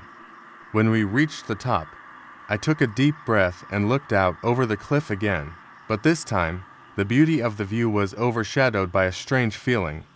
The lake seemed darker, the surface like black glass now, mirroring the sky. Suddenly, the wind picked up, whistling through the cracks of the tower. The first time I noticed it, I was alone in the park. It was a warm spring evening, the kind that makes you forget the stress of daily life and think that maybe everything's going to be okay. I sat on one of the old benches, staring out at the lake as the last rays of sunlight bounced off the water's surface. The sound of children playing in the distance and the soft rustling of the leaves should have been comforting, but an uneasy feeling settled in my chest. The park was nearly empty, save for an old man who was feeding the ducks and a young couple holding hands near the picnic tables. As the sun sank lower, a strange quiet fell over the area, almost as if the world was holding its breath. That's when I noticed the figure standing on the far side of the lake. At first, I thought it was a shadow. It was tall, unmoving, with the outline of a person, but it was shrouded in darkness, even though the last golden rays of sunlight still clung to the trees. I squinted, my heart beginning to pound as I realized the figure was staring straight at me. I looked away quickly, telling myself it was nothing, that my mind was playing tricks on me. But when I glanced back a moment later, it was closer, just barely, but unmistakably so. I felt a chill run down my spine as I stood up and started walking toward the park exit. My pace quickened. I heard the crunch of gravel behind me. I didn't turn around. I knew I was being followed. I told myself it was just my imagination, that the park was safe, but each step I took felt heavier, like the air around me was thickening, making it harder to move. I reached the gates and glanced back. The figure was no longer just standing, it was now moving, fast and awkward, like its limbs were too long and bent in unnatural ways. It wasn't running, but it moved quickly, closing the distance in a way that made me feel hunted. I fumbled for my phone, my hands shaking as I tried to unlock it. The screen stayed black, no matter how hard I pressed. My stomach twisted in fear, and I forced myself to break into a run, charging toward the street where the lights were brighter and the cars passed with a reassuring hum. I didn't dare look behind me. I reached the sidewalk, gasping, but I couldn't stop running. Only when I heard the sound of tires screeching around a corner did I turn my head. The figure was still at the edge of the park, staring at me, unmoving once more. I caught the gleam of its eyes that seemed far too wide, almost like they'd been carved into its face. A car honked, startling me, and I spun away, hurling myself into the street. I barely caught sight of the driver's panicked face before the headlights blinded me, and I screamed out. Everything went black. I woke up in a hospital bed hours later, the sterile smell of antiseptic filling my nose. I could hear people talking outside the room, muffled and distant. My head throbbed, but I sat up as best I could, trying to remember what had happened. A nurse came in and smiled sympathetically. "You're awake. You were hit by a car, but you're okay. Just a concussion. Some scrapes. You're lucky." I wanted to tell her about the figure, how it had followed me, but when I tried to speak, my throat felt dry, and words didn't come. Something else caught my eye, and I froze. The window was open a crack, and on the ledge, a smear of dark red was visible, as if someone had pressed a hand there and left it behind. And then I noticed it. Out there in the dark, just past the glass, was a shape long, thin, and impossibly bent. It tilted its head, as if looking straight at me, eyes wide and gleaming in the moonlight. The nurse turned at the sound of my gasp, but the figure was already gone, leaving only a trail of red footprints leading into the night. The sun had barely set when we pulled up to the abandoned amusement park. My friends and I had been searching for a thrill, a break from the mundane, and we had found it in the form of this long-forgotten place that was rumored to be haunted. Rusted Ferris wheel, peeling paint, and the creak of the roller coaster as it swayed in the wind. It was everything we wanted for a night of adrenaline and stories to tell. Or so we thought. As soon as we stepped through the entrance, the world seemed to tilt. The air smelled of dust and rusted metal, a sharp contrast to the sweet, overripe scent of the cotton candy machine that sat in the middle of the square. The remains of a merry-go-round stood crooked, its horses missing legs, as if they had been hastily torn from their posts. It was a scene pulled straight from a nightmare. We ventured deeper into the park, our laughter echoing off the warped concrete pathways. The merry-go-round was the first ride we dared to touch, the faded music box inside still winded, a single note stuck on loop. When I reached out to touch the unicorn's chipped horn, a chill crawled up my spine, and the air seemed to press against me, heavy and unnatural. "Don't tell me you're scared already," Sarah joked, nudging me with her elbow. I rolled my eyes, but the moment she laughed, it was swallowed up by the sudden screech of metal. We spun around, searching for the source. Nothing. The Ferris wheel loomed over us, its gondola swaying, though there was no wind. I couldn't shake the feeling that we were not alone. A sound like children giggling drifted through the night, so faint I wondered if I had imagined it. "All right, let's check out the haunted house," Chris said, pointing to the old building with cracked plaster walls. We made our way to it, the narrow path lined with weeds that clawed at our shoes. Just as we reached the door, it swung open with a loud thud, as if inviting us inside. "Welcome," a voice whispered. The three of us froze. The voice was low, almost mechanical, but unmistakably human. "Who's there?" I called, trying to keep my voice steady. The only response was silence. We exchanged glances before Sarah stepped inside, the rest of us reluctantly following. The air grew colder as we moved through the dusty hall, the silence punctuated by the creaks and groans of the wood. I turned my flashlight on, sweeping it across cracked walls and broken mirrors. Reflections stared back at us, but something in them didn't feel right. One of the mirrors showed a version of Sarah with her eyes wide open in terror, as if seeing something that wasn't there. "Did you see that?" I whispered, my voice cracking. "See what?" Chris said, turning toward me with a forced smile. The next room had a broken clown statue that was half buried in the floor. Its grin was painted in sickly yellow and green, and its eyes, once bright, were now dull and hollow. It seemed to watch us as we moved past. As we approached the exit, the door slammed shut behind us. We jumped, Spinning around to see the hallway behind us was now filled with mist, the air impossibly cold. Then we heard it again, a giggle. A child's giggle. "Let's go, now," Sarah said, trying to push past Chris, who was frozen, staring into the dark. The giggle turned into a whisper, and then, like an echo, the whispers multiplied, filling the hallway with a chorus of voices. "Leave," they said. "Leave now." We all broke into a run, stumbling over each other as we tried to get out. The door creaked open on its own as we barreled through, panting and wild-eyed. As we stumbled outside, the wind picked up, and the old amusement park seemed to shudder, as though exhaling a long-held breath. We didn't stop running until we were back in the safety of the car, the park behind us like a shadow waiting to pull us back in. But as I glanced in the rearview mirror, I saw them. Dozens of pale, ghostly faces peering out from the broken windows of the haunted house, eyes wide, mouths agape in silent screams. The giggles followed us as we drove away, fading into the night, but they would never leave my mind. The last thing I expected that evening was to be running for my life through an overgrown field under a moonless sky. I had been looking forward to the autumn festival, the kind that brought the community together with hay rides, cider, and bonfires. It was supposed to be a night of fun. But that changed the moment I wandered away from the festival grounds and into the nearby woods. I'd gone to explore, curious about the stories old-timers whispered about the forgotten field. It was said to be cursed, a place where people who entered never returned. I was skeptical, of course. After all, it was just an old patch of land, overgrown with tall grasses and brambles. I wanted to see it for myself, prove to my friends that the legends were just that, legends. The first sign that I had gone too far came when I stepped into the field and heard the distant sound of footsteps behind me. At first, I thought it was just my imagination, the crunching of leaves and the rustle of grass blending together. But then I heard it again, soft, deliberate steps, as though someone were pacing just out of sight. I turned around, but the field was empty. A chill ran down my spine as the wind picked up, carrying with it a faint, metallic scent. It reminded me of blood, sharp and coppery, but I told myself it was just the smell of the forest. Then I saw it. A figure stood at the edge of the woods, just beyond the reach of the dim light from the festival. It was tall, too tall.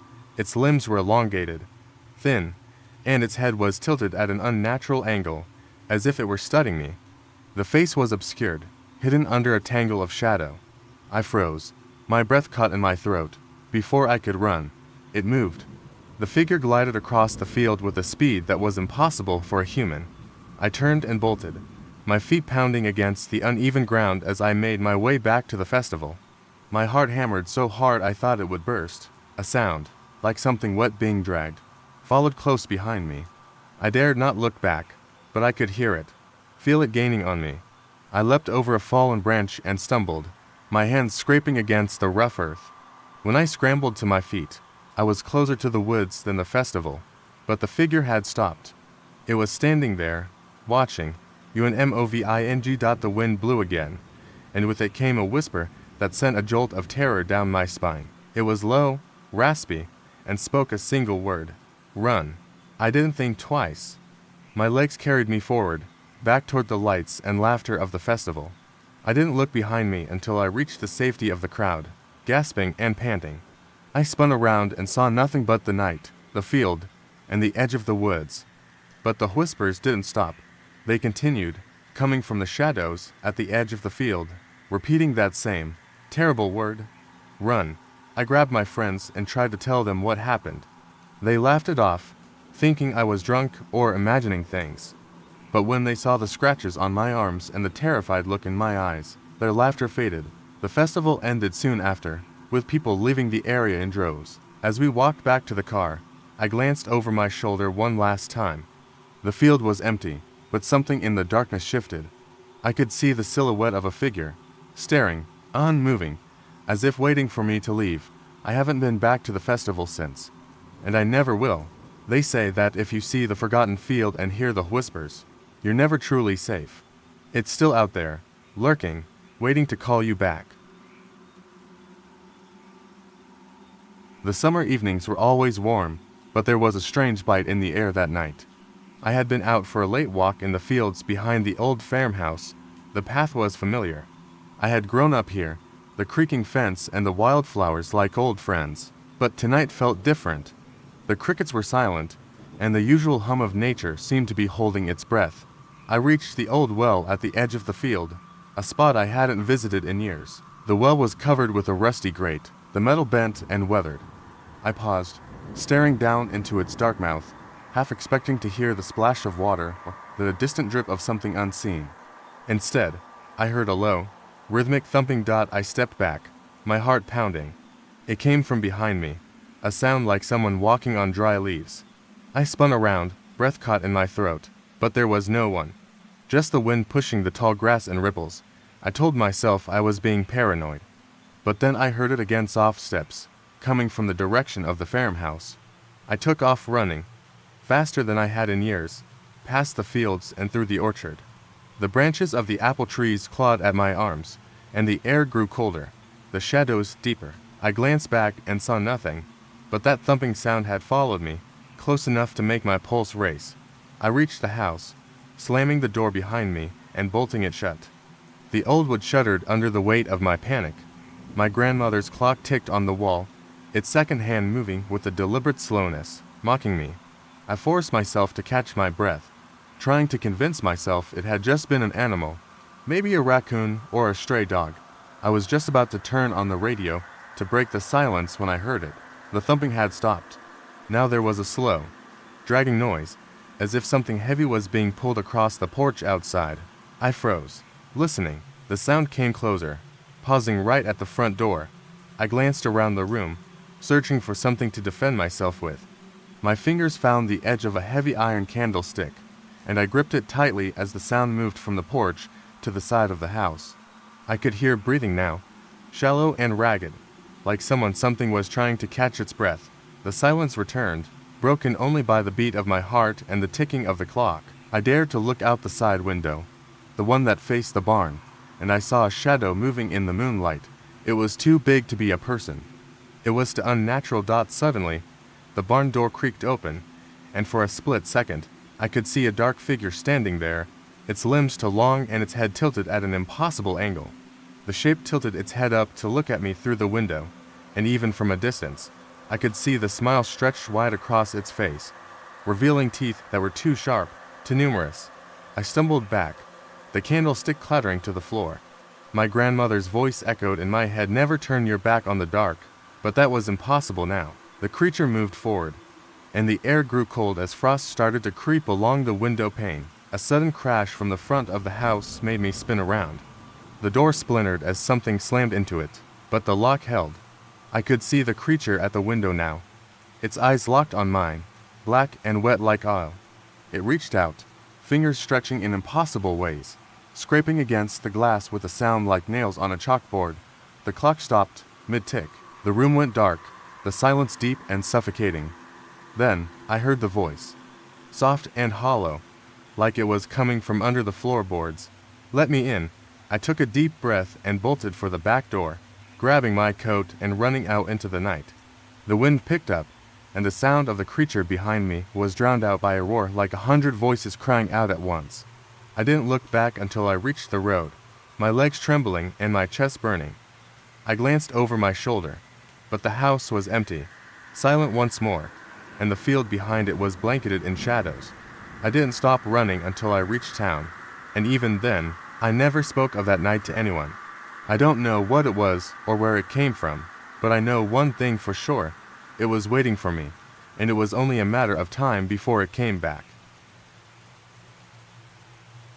The late summer night was sticky with heat as I walked home from the corner store, a bottle of cheap soda in one hand and the other swinging at my side. It was just past 11 p.m., and the neighborhood was quieter than usual. The street lamps flickered like they were struggling to stay alive, casting pools of yellow light that barely reached the sidewalk. I had always loved this part of town. Old, sprawling trees lined the streets, their thick, gnarled branches creating a canopy of darkness. But tonight, that darkness felt alive, as if it had eyes that watched and waited. I turned down my street, the houses shadowy sentinels with shutters like watchful eyes. It was then that I heard a soft, rhythmic thumping that seemed to come from the direction of the old school building at the end of the block. The building had been closed for years, ever since the fire that charred its wooden walls and left the whole place an empty shell. They said it was haunted, though I dismissed those stories as kids' tales. But that thumping sound made me stop. It was a dull thud, like someone was tapping a wooden stick against the wall. I glanced at the school, its silhouette dark against the inky sky, and felt a chill crawl up my spine. My feet moved before I could think, carrying me across the street and toward the broken iron gate that led into the schoolyard. The thumping grew louder as I stepped inside. It echoed against the cracked concrete, a steady beat that seemed to pulse with a life of its own. I walked slowly, eyes darting to the windows that had long since been boarded up, every creak of the old boards under my feet sounding like a shout in the silence. As I reached the building's front steps, I noticed the air had shifted. It felt colder, like a breath of winter had blown through the cracked bricks. I hesitated. My breath caught in my throat, but then the thumping stopped, dead silence. My pulse quickened, and I took a step back. Then I heard a faint voice, whispering, and though it was soft, it cut through the stillness like a blade. Leave. I froze, eyes wide as I searched the shadows for movement. But the yard was empty. No hint of life. No sign of who or what had spoken. The voice was so close, yet there was no one there. A sudden, sharp crack split the air, and I spun around to see one of the wooden boards on a window shutter as if hit from the inside. The voice came again, now louder, clearer. Leave now. I stumbled back, nearly tripping over a loose piece of brick.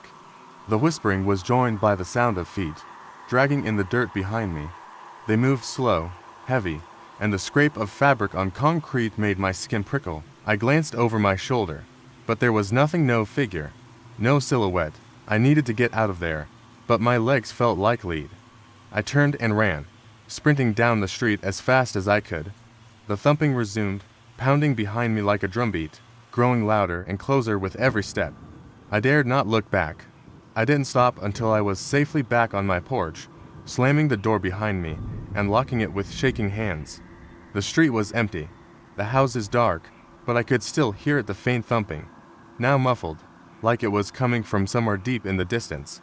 I was about to breathe a sigh of relief when the whisper came again, this time from inside my own house. Leave. I spun around, the bottle of soda slipping from my fingers and shattering on the floor.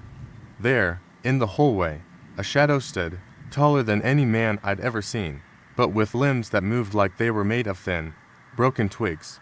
It tilted its head, and its eyes to deep, hollow pits locked with mine. The thumping started again, echoing from the empty rooms of the house. It was never the school. It had been following me all along. The road to the old farmhouse was long and winding, a forgotten path that cut through fields of tall grass and gnarled oaks. I had never been out to the farm before, but my friend Aaron had convinced me to join him on this trip to visit his grandparents. They were out of town, and he thought it would be fun to spend the weekend there, exploring and getting away from the city. That had started out as a joke between us, a way to break up the monotony of our usual weekend routine. But as the sun sank below the horizon, the light slipping into dark shadows, an unease settled over me. The farmhouse stood on the edge of a field, its old wooden panels darkened with age. Windows that had once been bright and inviting now cracked and dusty. We explored the house in the fading light, peering into rooms filled with old, rusting tools and faded photographs of a family that felt like a ghostly memory. I touched a picture frame that showed a woman and a man with a young child, their smiles warm and familiar. But it was the eyes that made me stop. They looked familiar, almost like they were staring back at me. I quickly pulled my hand away, my heart hammering in my chest. Aaron laughed, his voice bouncing through the empty house. He was already upstairs, calling out for me to check out the attic. I hesitated, but curiosity won.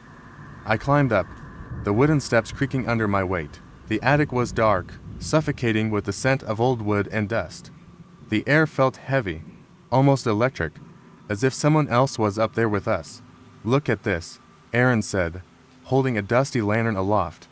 The light flickered, casting long, jerky shadows that seemed to move on their own. I stepped closer and saw an old, moth-eaten trunk. He opened it, and inside were old clothes, some toys, and a small diary with pages that looked like they could crumble with a single touch. I reached out and flipped it open, not expecting anything more than gibberish. But the words leapt off the page, written in a scrawled, frantic hand. They come when the lights go out. They were the faces of those who were here before. The air around me grew colder, and I heard Aaron let out a sharp breath behind me. The lantern flickered again, and I spun around, the light catching his face.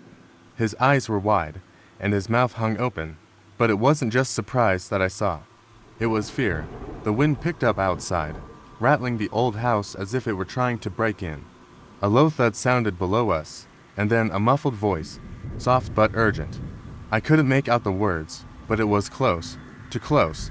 My body tensed, and I felt a shiver race up my spine.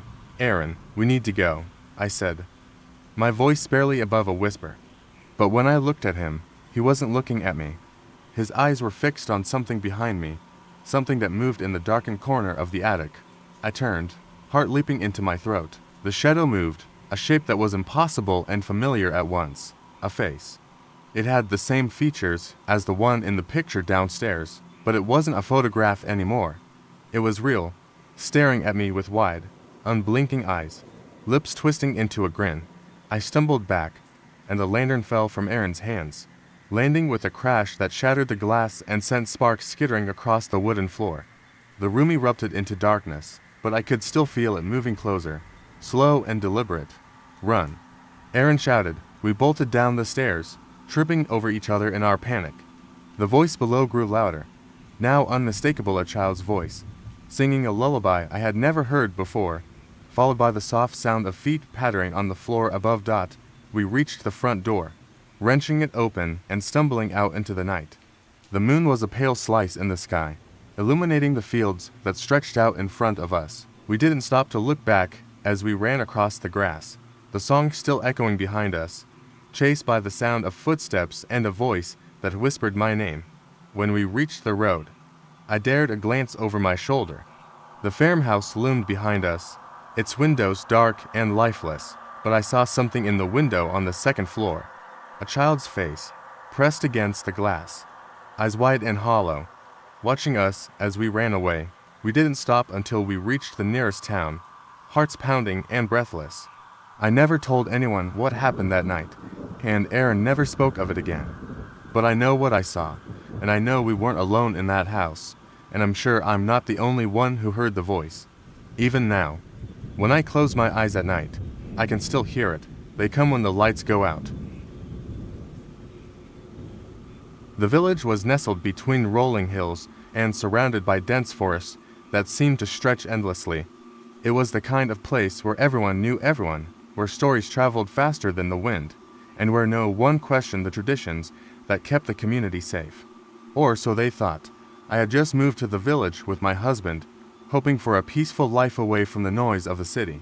The people were welcoming, the scenery was beautiful, and the air had a crisp, clean smell. But there was always a whisper that wound its way through the market square, an undercurrent of unease.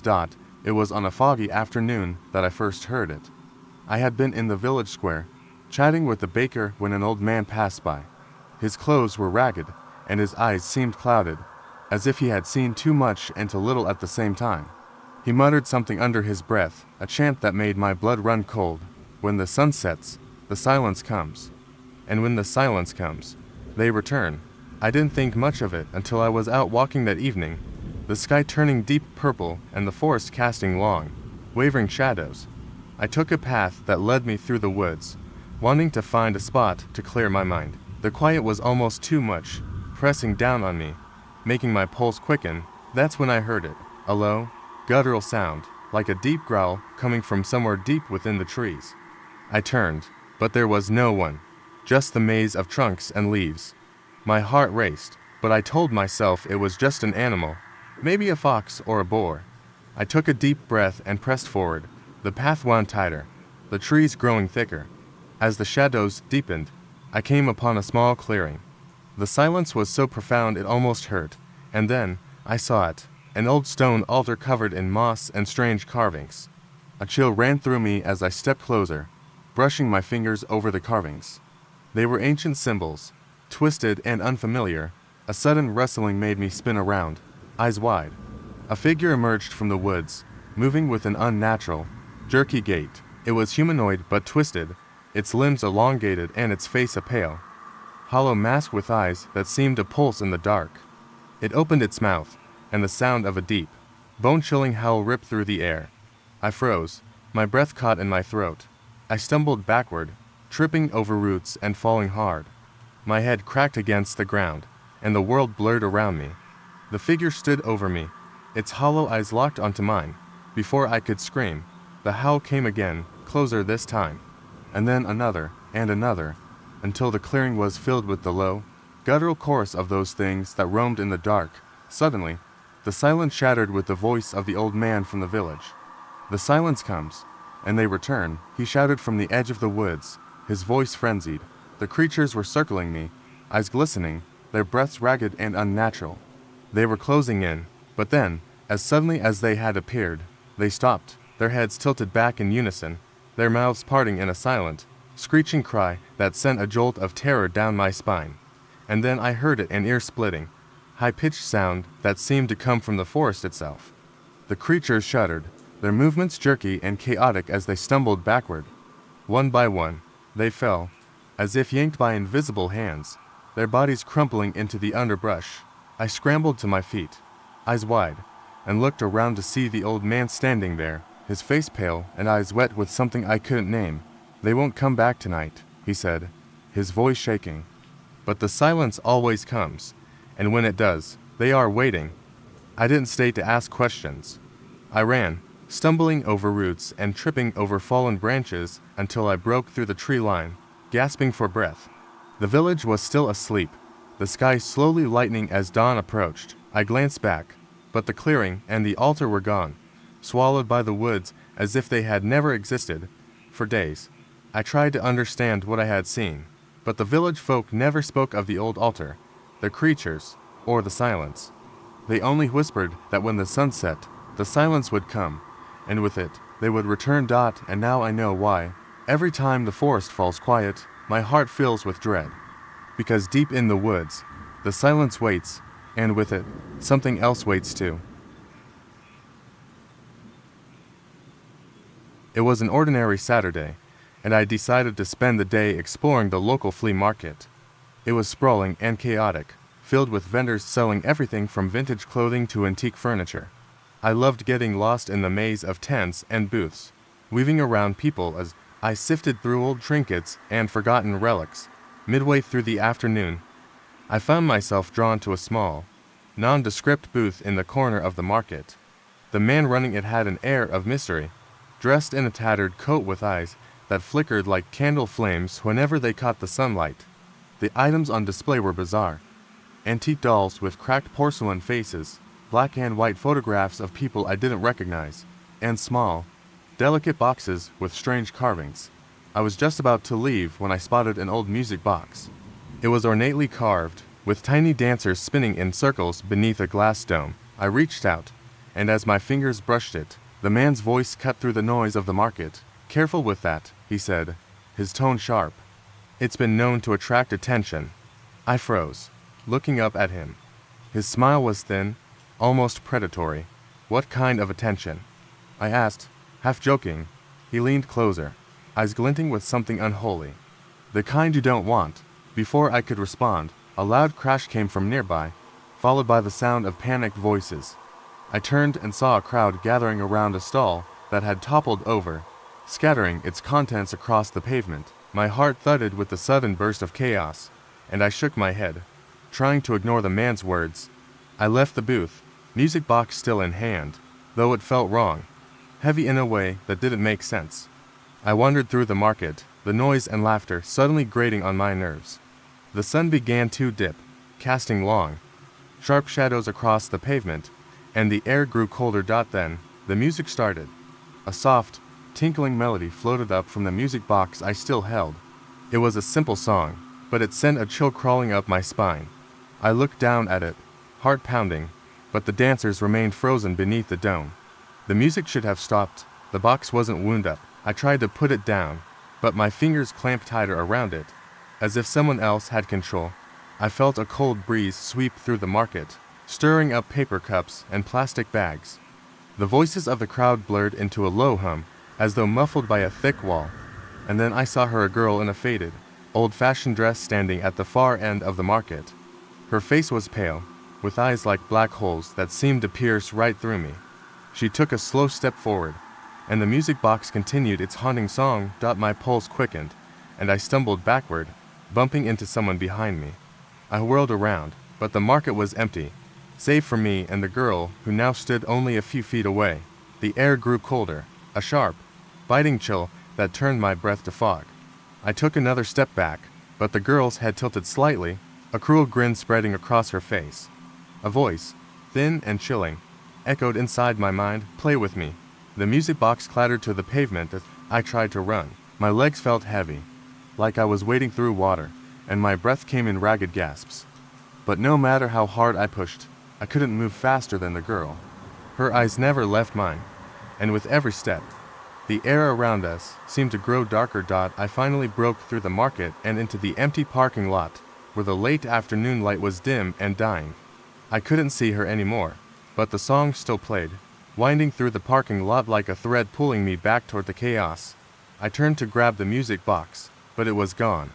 I searched frantically, eyes darting over the cracked pavement.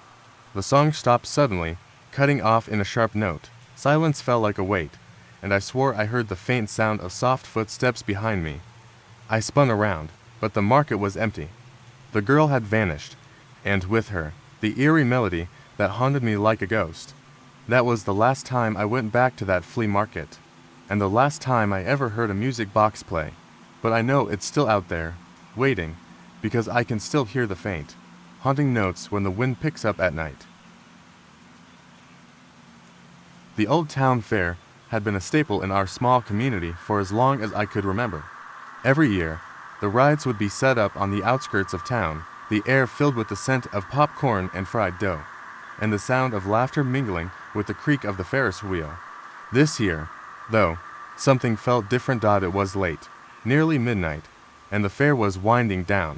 Most people had left, leaving behind scattered trash and the echoes of carnival music that still played, though no one was there to hear it. My friends and I had come to see the fireworks that always capped off the event, but now they were done, and the sky was dark and quiet, as if holding its breath.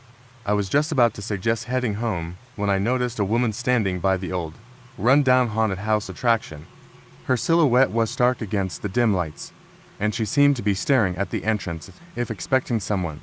She was tall, almost unnaturally so, and her dark hair tumbled over her shoulders in waves that shone with an otherworldly glint. I couldn't see her face clearly, but there was something about her that made my skin prickle. "Hey, check that out," I whispered to my friend, Marissa. She glanced over and frowned. "Probably just some late-night worker," she said, but there was hesitation in her voice. I couldn't take my eyes off the figure. Something was off. The haunted house had been closed for hours, and no one was supposed to be inside. I nodded toward it, and Marissa rolled her eyes, grabbing my arm. "Let's go home. It's late." But, as we walked away, I heard a faint giggle, so light and airy it could have been the wind. I glanced back over my shoulder, and the woman was gone. The front door of the haunted house was now ajar, creaking softly as it swung in the breeze. Marissa followed my gaze and stopped walking. "Did you hear that?" Before I could answer, the giggle came again, louder this time. We exchanged a look, and she whispered, "What if it's just a kid playing around?" "Then let's find out," I said, surprising myself with the boldness of my own voice. We approached the haunted house, the wooden planks beneath our feet creaking with each step. The smell of musty old wood and something metallic hit me as we stepped through the entrance, the dim lights casting shadows that seemed to move. Inside, everything was silent, except for the faint sound of breathing coming from deeper within. My heart pounded in my chest, and I felt Marissa's grip tighten on my arm. "Are we really going in?" she asked, her voice small. Before I could answer, a sound like feet dragging across the floor came from behind us. I spun around, my eyes searching the darkness, but there was nothing. Just the deep, suffocating silence of an empty room. Then I saw it. A figure in the corner, hunched over, staring at us with eyes that glowed red in the dim light. The woman I had seen earlier, but now she was different. Her hair hung in tangled knots, and her mouth was open in a grin that was too wide. The edges of it split with what looked like stitched seams. "You're not supposed to be here," she whispered, voice cracking like dry wood. Marissa screamed, and we both bolted for the exit. As we ran, the air grew colder, and I could feel her presence behind us, her feet dragging, her laughter ringing out as if echoing from all corners of the room. We burst out into the open, gasping for air, and I didn't stop running until we were halfway home. The next morning, the fair was gone. The rides had been dismantled, and the ground was clear, as if the event had never happened. But when I passed the spot where the haunted house had stood, I noticed something chilling. A set of muddy footprints leading from the center of the fair to the edge of the woods, and one set that stopped at the edge and faced me, as if waiting for something that never came. It started out as an ordinary evening. I was taking a drive with my cousin along the back roads that wound through the farmland, just past the last edge of town. We had spent the day in the city, going to a farmer's market and picking up some homemade snacks. The sun was setting, painting the fields in rich shades of orange and purple. It was late enough that the farmhouses and silos blended into the landscape, their outlines softened by the dusk. We took a turn onto a dirt road that led to a small lake, one my cousin, Jack, had discovered when he was a kid. The road was overgrown with tall, swaying grass, and the trees that flanked it were so thick they seemed to close in around us. I never liked that road, not because it was creepy, but because it had an eerie way of making you feel like you were being watched. I figured it was just the wind playing tricks on me, but I never said anything to Jack. We parked the car by the lake's edge and grabbed our things. The air was warm and thick, and as we walked to the water, the sounds of the nearby farm animals were replaced by the buzz of cicadas and the occasional hoot of an owl. We settled in on an old, rotting bench that was too far gone to be comfortable, but just right for nostalgia. As the night settled in, we swapped stories, laughed at old memories, and watched the water ripple in the moonlight. I leaned back, taking a deep breath of the crisp air. Then, out of the corner of my eye, I saw something move near the tree line. I blinked, dismissing it as an animal or my imagination. But then it happened again, a shadow flitting between the dark trunks, too fast to be a deer. "Jack, did you see that?" I whispered. Jack looked up, squinting into the darkness. "What?" I didn't answer. I was already walking toward the tree line, my heart hammering in my chest. The moonlight barely reached that far, and the shadows seemed to pulse as if something unseen was breathing in the dark. Then, a sound, a rustling. It was coming from just behind the first row of trees, right where I was standing. My pulse quickened, my breath caught. "Hey, let's head back," Jack called, his voice tense. "It's getting late." I nodded, hesitating to turn around. I took one last glance at the dark outline of the woods before stepping away. Just as I turned back to the lake, I heard a thud and a quick, skittering noise, like something large moving fast through the underbrush. Then, silence. "Let's go," I said, trying to keep my voice steady. As we made our way back to the car, the air seemed colder, the forest darker. The buzzing of the cicadas had stopped, and an unnatural quiet settled over us. When we reached the car, I felt a chill run down my spine as I realized something. The sounds of the forest had been replaced with a low, guttural growl that seemed to echo from behind the trees. I pulled open the car door, fumbling with the keys. Jack was already inside, his hands clenched on the steering wheel. I threw myself in, and just as I slammed the door shut, a shadow flitted past the car, moving faster than anything I'd ever seen. "Drive, Jack," I yelled, voice tight. The car roared to life, tires spinning on the gravel as we tore down the path. I didn't dare look back, but I could feel the eyes on us, the pressure of something following in the dark. It wasn't until we reached the main road, and the town lights came into view, that the weight on my chest began to lift. When we finally stopped, breathing ragged and shaking, Jack turned to me. "Did you see it?" he whispered. I nodded, voice barely a croak. I don't know what it was, but it wasn't anything from the woods. Jack's eyes widened, but before he could say anything, I felt the sensation that we were still being watched. The dark, hunched shape of the woods behind us seemed to shift, and then the glint of something pale, stared out from between the trees, and that was when I knew we weren't alone. I didn't expect the quiet to be so loud. The wind had stopped, and the moonlight cast long, distorted shadows across the deserted parking lot of the old amusement park. The Ferris wheel loomed in the distance, still and broken, like a giant skeleton. It had been years since anyone had come here, but I'd wanted to see it one last time.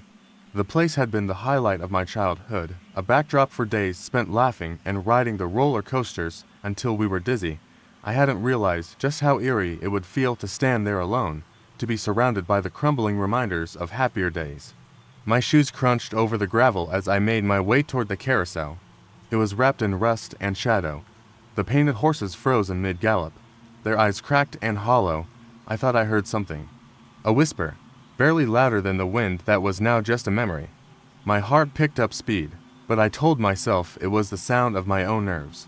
I wasn't alone, though. I knew it, deep down in my gut. I wasn't the only one there. I turned to leave, the uneasy sensation pressing at the back of my neck. But then I heard a laughter that rang out, bright and childlike, from the direction of the fun house. My breath caught in my throat. No one had been there when I arrived. I would have seen them. The fun house had been sealed shut, its doors warped and peeling like cold skin. The laughter came again, louder this time, and then a second sound joined it, a deep, grating laugh that didn't belong to any child. My legs felt like lead, but I forced myself forward, past the ticket booths and past the warped remnants of the bumper cars. Each step was a battle, and when I reached the entrance to the fun house, I hesitated. The glass panels were cracked and warped, reflecting my pale, wide-eyed face back at me. The laughter stopped suddenly, and the silence that followed was suffocating. I knew I should run. I knew I should get out of there and never come back. But I was frozen, and then the door creaked open on its own, as if inviting me in. I stepped inside, and the air was damp and heavy, filled with the scent of mold and something sharp I couldn't place. The sound of my breath echoed in the empty halls, and the lights overhead flickered to life, casting jagged shadows that danced like living things. I took a shaky step forward, and then another. My fingers brushed against the peeling wallpaper, and I shuddered. There were mirrors everywhere, warped and cracked. They made me look like I was bending and breaking, and in some, I saw reflections of people I knew I hadn't brought with me. A girl with dark hair and wide, staring eyes. A man with hollow cheeks and a grin too wide to be human. I spun around, searching for the exit, but I couldn't remember how I'd gotten in. My pulse quickened as I heard the sound of footsteps, soft but deliberate, behind me. The sound echoed in the mirrored hallways, and I caught a glimpse of a shadow moving just out of reach. I whipped around, heart slamming against my ribcage, but there was nothing. Just my reflection, looking back with a smile that wasn't mine. The laughter came again, closed this time, and I screamed. I ran, blindly, the world around me a whirl of broken glass and cracked laughter. I stumbled and fell, scraping my palms against the cold tile, and when I looked up, the hallway was no longer empty. Figures emerged from the shadows, tall and thin, with eyes that glistened like wet stones and smiles that stretched impossibly wide. The last thing I saw before I turned and bolted was my own reflection in the cracked mirror. It wasn't a mirror anymore. It was a face, pale and twisted, reaching out for me with fingers that passed through the glass and grabbed my arm. I never stopped running. I burst out of the fun house and into the cold, empty night, gasping for air. The laughter still echoed behind me, but when I dared to look back, the fun house was gone. Just an empty patch of ground, a dark hole in the earth. To this day, I can't explain what happened, but I know this. When I left that night, I wasn't alone, and whatever it was, it followed me home. The moon was full, casting silver light across the desert as I drove along the empty road, the sound of gravel crunching under my tires. My friend Leo and I were heading to a remote, old roadside diner we'd heard about, a place that only opened once a year during the full moon. The legend said it was where lost travelers found their way, and we were adventurous enough to take that challenge. As we approached, I noticed the diner was nothing like I'd expected. It was an old, beat-up building with cracked glass windows and peeling paint. The neon sign that said Mabel's flickered sporadically, barely holding onto its promise of warm meals and forgotten stories. But we were here, and I wanted to see it through. Leo parked the car, and we stepped out, the chill of the desert night making my skin prickle. We pushed open the door, and the air inside was thick with the scent of old wood and dust. The place was dimly lit by oil lamps, casting long, dancing shadows across the cracked tile floor. A jukebox sat in the corner, but it was silent. Feels like we're in a movie, Leo whispered, his voice a mixture of awe and unease. The only person inside was an elderly woman at the counter, her back turned as she adjusted a pot on the stove. Her hair was silver, and she wore a faded apron. She turned slowly, a smile spreading across her face as she took us in. "Welcome, travelers. You've come at just the right time," she said. Her voice like gravel, but warm. We exchanged nervous glances before taking a seat by the window. The waitress sat down to menus and left without saying a word, moving like a shadow. The stillness was broken when the door creaked open behind us. I turned and my breath caught in my throat. A man stepped inside, his skin pale as bone, eyes sunken and black. He didn't look at us. He walked straight to the booth at the far end of the diner, where he sat with a hunched posture. I looked away, shaking my head, but I couldn't escape the feeling that he was staring at me, eyes burning through my back. Leo's voice pulled me from my thoughts. "You see that guy? He doesn't look right." Before I could answer, the waitress returned, setting 2 plates of steaming food in front of us. "Eat up, boys. The night won't last long," she said, her eyes glancing at the man in the booth. I took a bite, trying not to think about the man. The food was warm, comfortingly spiced, but there was an underlying taste that I couldn't place, something metallic, almost bitter. Leo's eyes widened as he looked past me, and I turned to see the man at the booth standing up, moving toward us. He stopped beside our table, leaning down so his face was mere inches from mine. "Leave," he rasped. His voice was deeper than I expected, like it came from somewhere far beneath the earth. "Before it's too late." I couldn't move. My chest tightened, my mouth dry as I stared into those dark, hollow eyes. The waitress came over, her face pinched as if she were trying to keep something back. "Enough, Edward," she said, her voice low but firm. The man shrank back, glancing at her with a look of both fear and longing. Leo swallowed hard and pushed his chair back, knocking it over in his rush. I stood too, but as we made to leave, the room went dark. The lamps flickered and died, leaving us in an eerie, suffocating silence. Then, the jukebox clicked to life, playing a song I didn't recognize, a slow, mournful tune with a deep, almost mournful voice singing about betrayal and loss. And then the whispers started.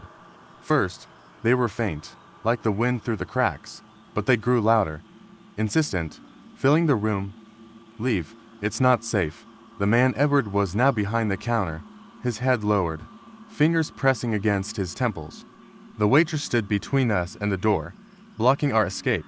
"You shouldn't have come," she said, the warmth in her voice replaced by something cold and sharp. Leo grabbed my arm, pulling me toward the back door, the only exit that wasn't blocked. I barely managed to reach it when the whispers turned into a screech. The sound was so piercing it felt like my eardrums were about to burst. As we dashed outside into the moonlight, I glanced back one last time. The diner was now empty, the flickering neon sign blinking out. The whispers followed us into the desert night, and I knew we hadn't escaped. Not really.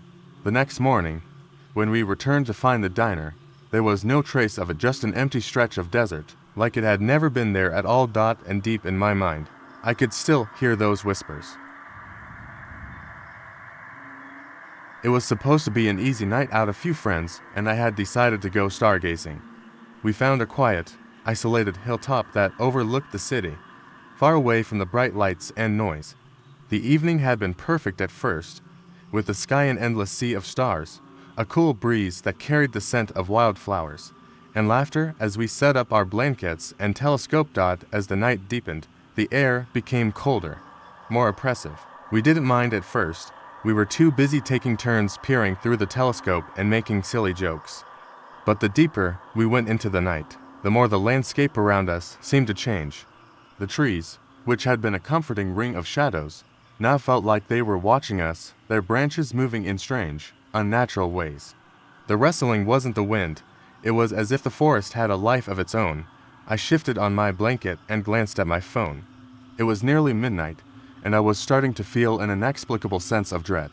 Just as I opened my mouth to say something, one of my friends, Jenna, screamed.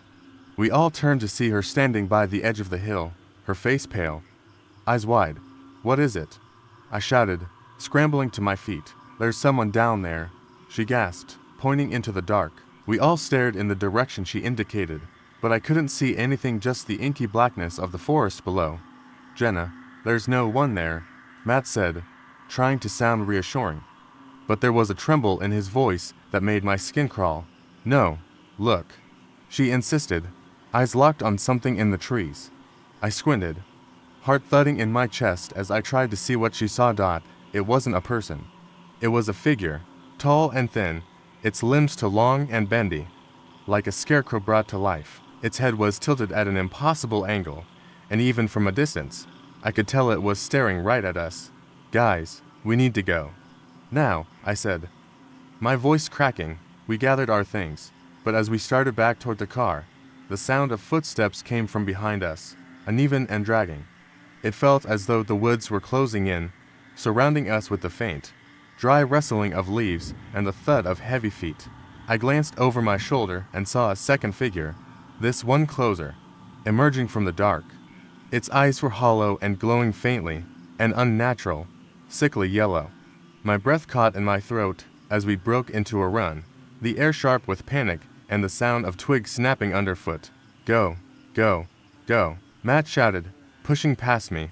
We all sprinted for the car, the night echoing with the crunch of footsteps behind us. When we finally reached the vehicle, I fumbled to unlock it. Heart racing as the shadows stretched and shifted around us, we piled into the car, and I slammed the door shut, locking it just as a figure emerged at the edge of the clearing, staring at us with those hollow eyes. It tilted its head slowly, a broken, jerky motion that made my blood run cold. "Drive, drive," Jenna shouted, and Matt didn't hesitate. The tires screeched against the gravel as we peeled away, the headlights slicing through the darkness. I glanced in the rearview mirror and saw the figures, their twisted bodies still watching us, still following, until they vanished back into the woods. We didn't stop until we were safely back in town. Every one of us is shaken to speak, but as I lay in bed that night, trying to find sleep, I couldn't shake the image of those glowing, hollow eyes watching us from the dark. The next day, I went back to the hilltop with a friend, hoping it had all been a bad dream. But when we arrived, I found something that made my stomach twist. At the base of the trees were deep, wide tracks, footprints with long, claw-like toes that seemed to stretch into the woods, leading nowhere and everywhere at once. And in the distance, I swore I heard a voice, ragged and whispering, coming from the dark, saying, "You are not supposed to leave." The first time I noticed the smell, I was unpacking groceries in the kitchen. It was subtle at first, a faint, metallic tang that I couldn't place. I thought maybe the meat had gone off, but when I checked the refrigerator, everything was fine. It was late autumn, and the nights were growing colder. I just moved to this old farmhouse on the edge of town, looking for some solitude after a rough patch. The town had a charm to it, with its cobblestone streets and crumbling buildings.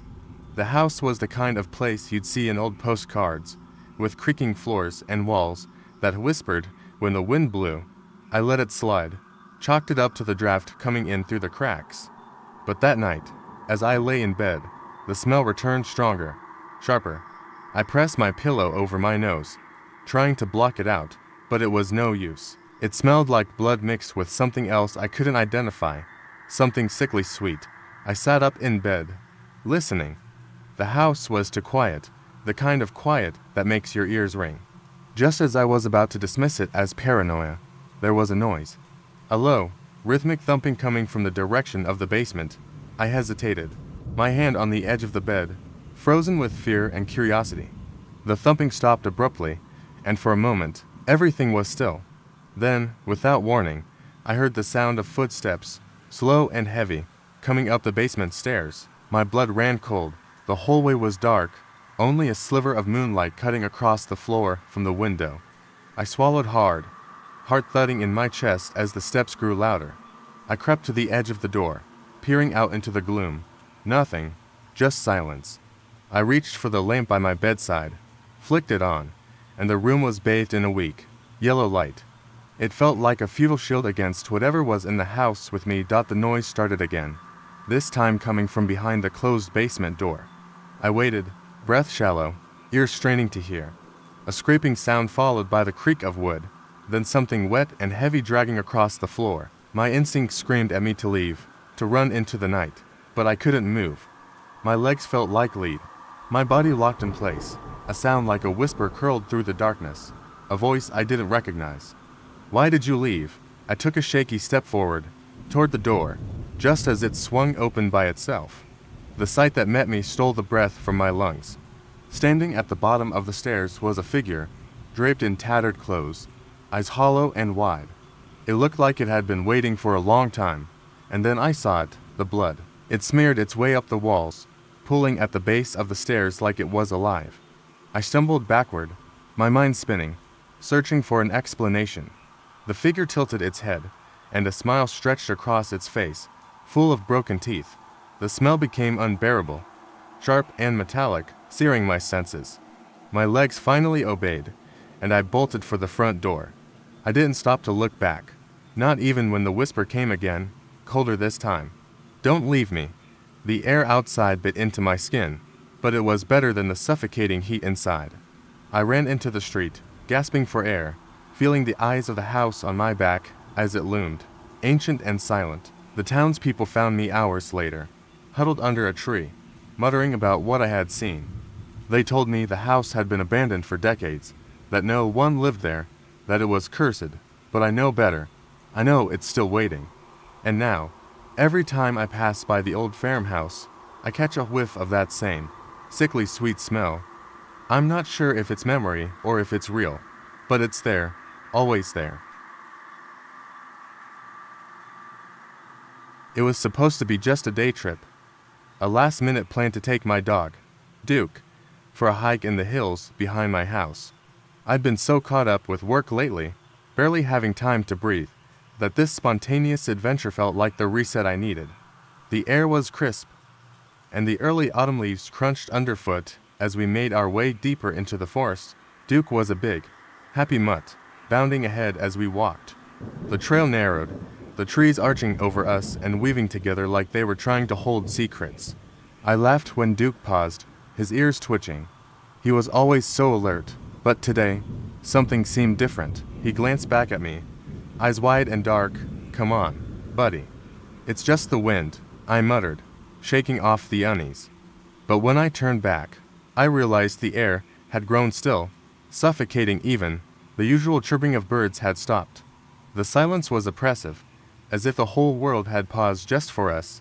A sharp snap, like a branch breaking, came from deeper in the woods. I stiffened, my skin crawling. Duke's hackles were raised, and he let out a low growl. I took a deep breath and whispered, "It's just a deer. Duke, relax." But my voice sounded too loud in the silence. We pushed forward, the trail barely visible now as the trees closed in. My phone buzzed in my pocket, breaking the tension. I pulled it out, grateful for the distraction. It was a text from my friend, Alex, asking how the hike was going.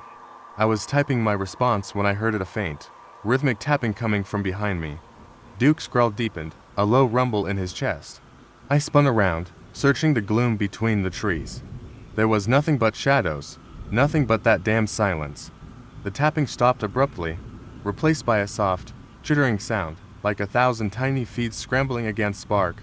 "Duke, let's go," I whispered, suddenly feeling the weight of the forest pressing down on me. I turned, starting back the way we came, but as I did, I caught sight of something, a figure standing still between the trees. Its limbs were too long, stretched in an unnatural way, and it watched us with eyes that reflected the sliver of light from above. Duke barked sharply and took off, charging down the trail as fast as his legs would carry him. I had no choice but to follow, my breath coming in ragged gasps as we ran. The path twisted and turned, the underbrush snagging at my clothes as I pushed through. I could feel it behind us, a whisper of movement and the chill of something unseen. My phone chimed again, and I grabbed it, nearly stumbling as I tried to see the screen. Alex had sent a second message. "Everything okay? You've been gone a while." Before I could respond, a deafening thud erupted from behind me, followed by a guttural screech that made my blood freeze. The air was thick with the smell of earth and something metallic. I dared a glance over my shoulder, and for just a moment, I saw it. The figure from before, only closer now, its mouth twisted into a grin full of jagged teeth and hollow eyes that seemed to drink in the light. I felt an icy hand grip my spine as I stumbled forward. The trail ahead looked familiar, a sign of civilization just up the way, a park bench and the edge of a clearing. I pushed myself faster, tripping over roots and rocks as the sound of footsteps behind me grew louder. Just as I reached the clearing, I heard the voice call out, raspy and unnatural, from the shadows, "You can't leave." I didn't stop. I sprinted the last few feet, grabbing the bench and clambering up as I gasped for air. Duke, panting and wide-eyed, scrambled up beside me. When I looked back into the woods, there was nothing but the dark, swaying branches. The trail was silent again, but I knew it wouldn't stay that way. The voice echoed in my mind, that phrase haunting me, "You can't leave." It was the last thing I heard before I turned and ran the rest of the way home, knowing that the forest behind me was watching, waiting, and that whatever had followed us out hadn't left. There's something unnerving about the woods at night, especially when you aren't supposed to be there. I didn't believe the stories, none of us did. My friends and I were spending a weekend at an old countryside house, the kind with creaky floors and endless fields stretching toward the tree line. It was remote, quiet, and perfect for hiking during the day. But when night fell, the woods took on a life of their own. On the second evening, after dinner, we decided to test a local legend we'd heard from one of the neighbors. The story went that deep in the forest, hidden in an overgrown clearing, was a ring of stones older than anyone could remember. They said the stones moved if you stared at them too long, shifting like shadows when you weren't looking. But the most important part of the story was this: never stay in the ring after midnight. We laughed about it, of course. It sounded ridiculous, like something cooked up to keep kids from wandering too far. So, armed with flashlights and a couple of beers, we headed into the woods to find the clearing. The moon was bright enough to guide us partway, its pale light cutting through the skeletal branches above. Everything else was silent, no crickets, no owls, not even the wind. It was like the woods were holding their breath. After about an hour of walking, we found it. The clearing was small, just a patch of bare earth surrounded by towering trees. In the center stood the stones, a rough circle no taller than my waist. They were worn smooth by time, moss clinging to their sides like green veins. There was something unsettling about the way they were arranged, almost a perfect, like they had been placed there by someone, or something, with intent. We joked about summoning ancient spirits and dared each other to step inside. Eventually, I caved and walked into the center of the ring, spinning around with mock solemnity. My friends clapped and laughed, their voices echoing strangely in the still air. For a moment, everything felt normal. Then the temperature dropped. I thought I imagined it at first, but my breath started to fog in front of me, and I saw my friends shiver. One of them asked if we should head back, but I waved them off, trying to lighten the mood. That's when the first stone moved. It wasn't dramatic, just a slight shift, like it had nudged itself an inch to the left. I laughed nervously, assuming it was a trick of the light. But then another stone shifted, sliding so silently it was almost imperceptible. My heart skipped a beat as I looked to my friends for reassurance, but their faces told me they'd seen it too. We stood frozen, our flashlights bouncing off the stones as they began to shift, one by one, closing the circle tighter around me. My legs felt like they were stuck in quicksand, and I couldn't force myself to move. One of my friends shouted at me to get out of the ring, but I couldn't hear them over the pounding in my ears. The stones stopped moving. The circle was smaller now, just barely wide enough for me to stand in. The air felt heavy, like it was pressing down on me from all sides. Then came the whispers. They were faint at first, a low murmur that seemed to rise from the ground itself. Words I couldn't understand swirled around me, growing louder with each second. My friends were yelling at me to run, but the whispers drowned them out.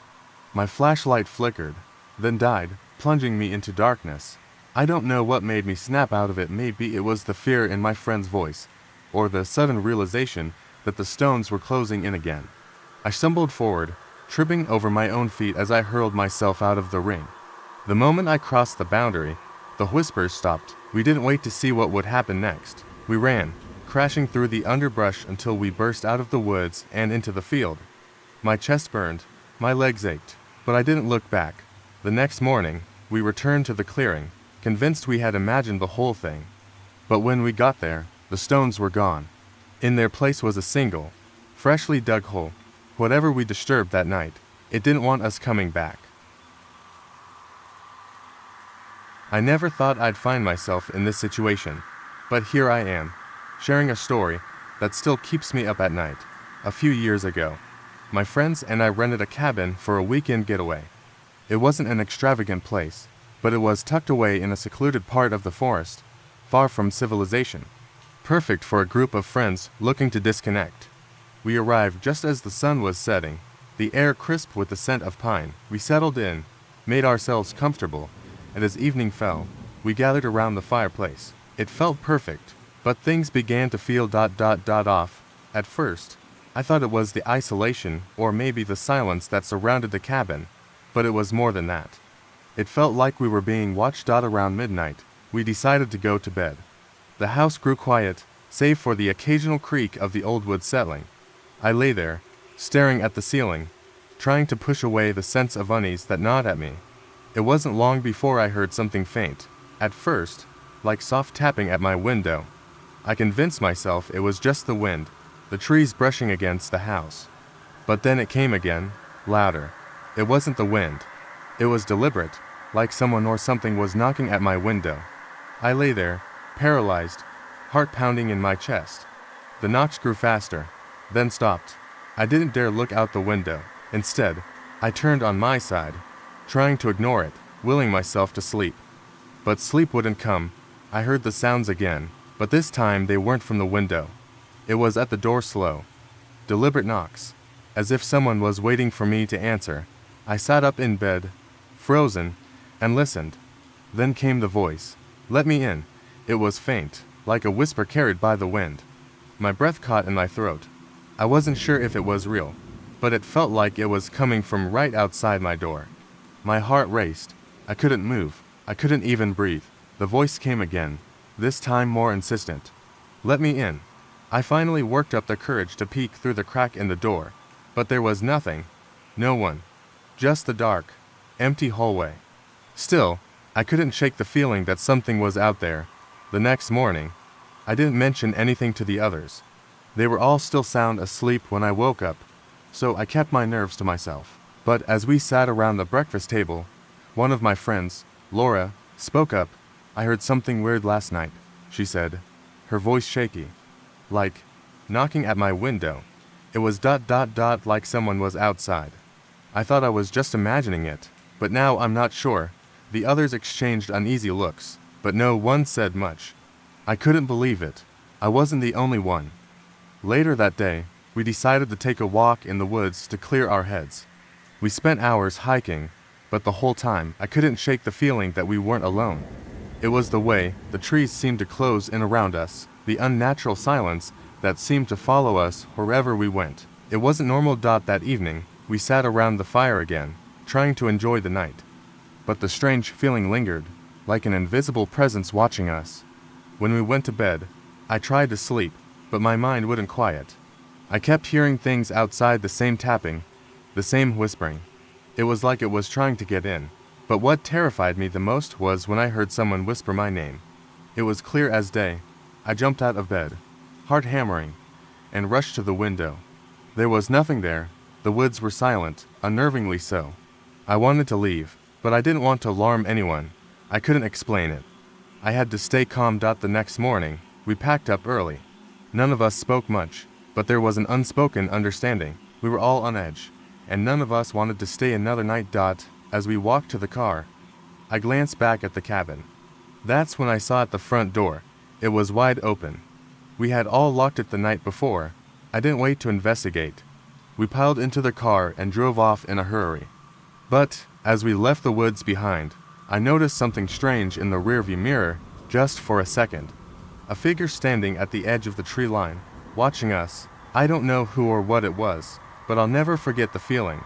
It was like we were being followed, watched by something that wasn't quite human. After that weekend, I tried to forget it. I told myself it was all in my head, just a trick of the mind. But when I looked at the photos we took during the trip, I saw something odd. In the background of one of the pictures, standing at the cabin's doorway, was a shadowy figure, just out of focus, and it wasn't any of us. To this day, I don't know what we encountered, but I know one thing for sure: whatever it wasn't human. I never thought a simple apartment would be the place where I'd experience something so terrifying.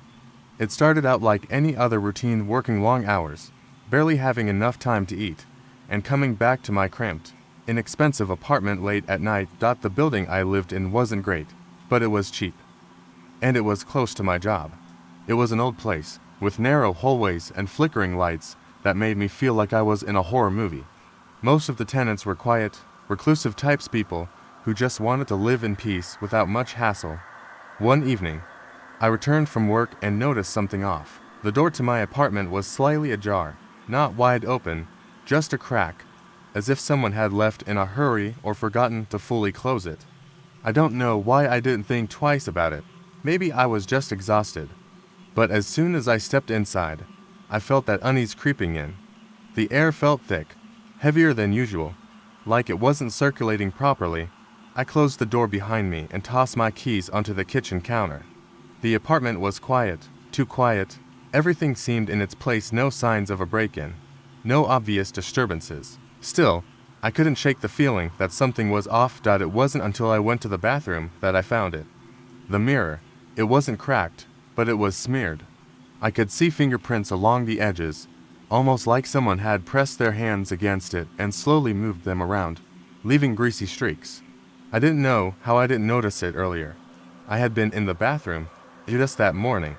I wiped the mirror clean, but the feeling of being watched lingered. That night, as I tried to sleep, I kept hearing faint noises, scraping sounds, like nails dragging against the floor. They weren't constant, but every now and then, I'd hear them from somewhere outside my bedroom door. I told myself it was just the building settling, an old structure making strange noises, but then I heard something else. A whisper, just outside my door. It was a voice, soft and almost melodic, but it made my blood run cold. I couldn't make out the words, but it wasn't my imagination. It was clear, too real to ignore. The whispering continued, a low hum that seemed to get closer with every passing minute. My heart pounded in my chest. I held my breath, wondering if someone had broken in. But if they had, why didn't they make a sound when they came in? I crept to the door, my hand shaking as I reached for the doorknob. I stood still for a moment, waiting for any sound. The whispering stopped, and I thought I'd imagined it. But when I opened the door, the hallway was empty. The hairs on the back of my neck stood up. I stepped out into the hallway and looked around. Nothing. It was just the usual dim lighting and the closed doors of other apartments. But the air felt wrong, colder than usual. As I walked back to my apartment, I glanced toward the elevator. It was an old, creaky thing, but it was never in use at night. Except tonight, it was moving, slowly, the lights flickering as it descended. I froze. The elevator doors opened, and no one was inside. I didn't waste another second. I rushed back into my apartment, locking the door behind me. My heart was racing. I couldn't explain it. I felt like I was losing control of everything, my thoughts, my senses. I couldn't shake the feeling that something had been watching me for days. Something I couldn't see, but could definitely feel. The next morning, I went to the landlord's office to ask about the strange events. She was an elderly woman who had lived in the building for years. She looked at me with a concerned expression when I mentioned hearing noises and seeing the elevator move on its own. "Oh, that happens sometimes," she said, her voice low and almost too calm. "The building has a history." I was about to ask her what she meant when she continued, "People hear things in this place, footsteps, whispers, and sometimes the elevator moves by itself. It's just the old pipes. You know, the building settles." She smiled politely, but there was something off about her tone. "Don't worry. Though, it's harmless. I didn't feel reassured. That night, the same strange things happened again. The whispering, the scratching, the elevator. But this time, something changed. The whispering wasn't just a voice, it was my voice. It was me. But not me. A distorted, mocking version of my own voice, saying things I hadn't even thought. Things like "you're still here and it's only just begun." Panicked, I rushed to the bathroom to see if I was imagining things. But then I saw the reflection in the mirror. It wasn't my reflection. There was a woman standing in my place, her face twisted in an expression I couldn't quite recognize. Her eyes were hollow, dark, and she was smiling. I stumbled back, almost falling over, and as I turned to run, I heard her voice, clear as day, from behind me. "You're not leaving." I've always been the type to question everything. Ghost stories, folklore, I never bought into it. But all of that changed one night when I went on a camping trip with my friends. We decided to head out to a remote spot deep in the woods, no signal, no distractions, just a place to disconnect and unwind. I didn't know much about the area, but my friend Adam, who organized the trip, assured us it was perfect. Isolated, quiet, peaceful, he'd said. It sounded great. We arrived late, just as the sun was dipping behind the trees, and quickly set up our tents by a small clearing. The air was crisp, and there was an eerie stillness that blanketed the woods. The fire crackled as we sat around it, laughing and telling stories. But, as the night dragged on, the atmosphere shifted. It wasn't the kind of stillness you associate with peace. It was a thick, oppressive quiet that seemed to press down on you. Around midnight, we all retired to our tents. I had trouble sleeping, the quiet gnawing at me like a weight on my chest. At some point, I heard what I thought was someone walking around outside my tent. I told myself it was an animal, maybe a deer or something, but then came a sound that froze me cold, a soft knock on my tent. I held my breath.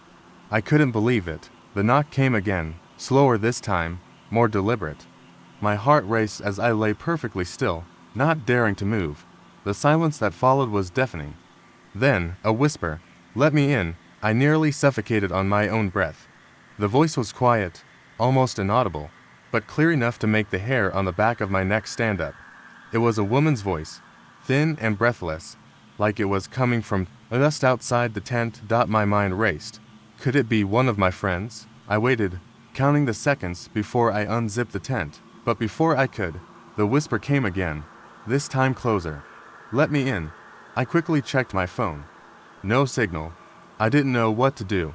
So, just stayed there, frozen in place. The knocking stopped, but the whispering didn't. It lingered, filling the space around me. I wanted to scream, but the fear locked my throat. After what felt like hours, the whispers faded, and the night returned to its suffocating silence. I couldn't sleep.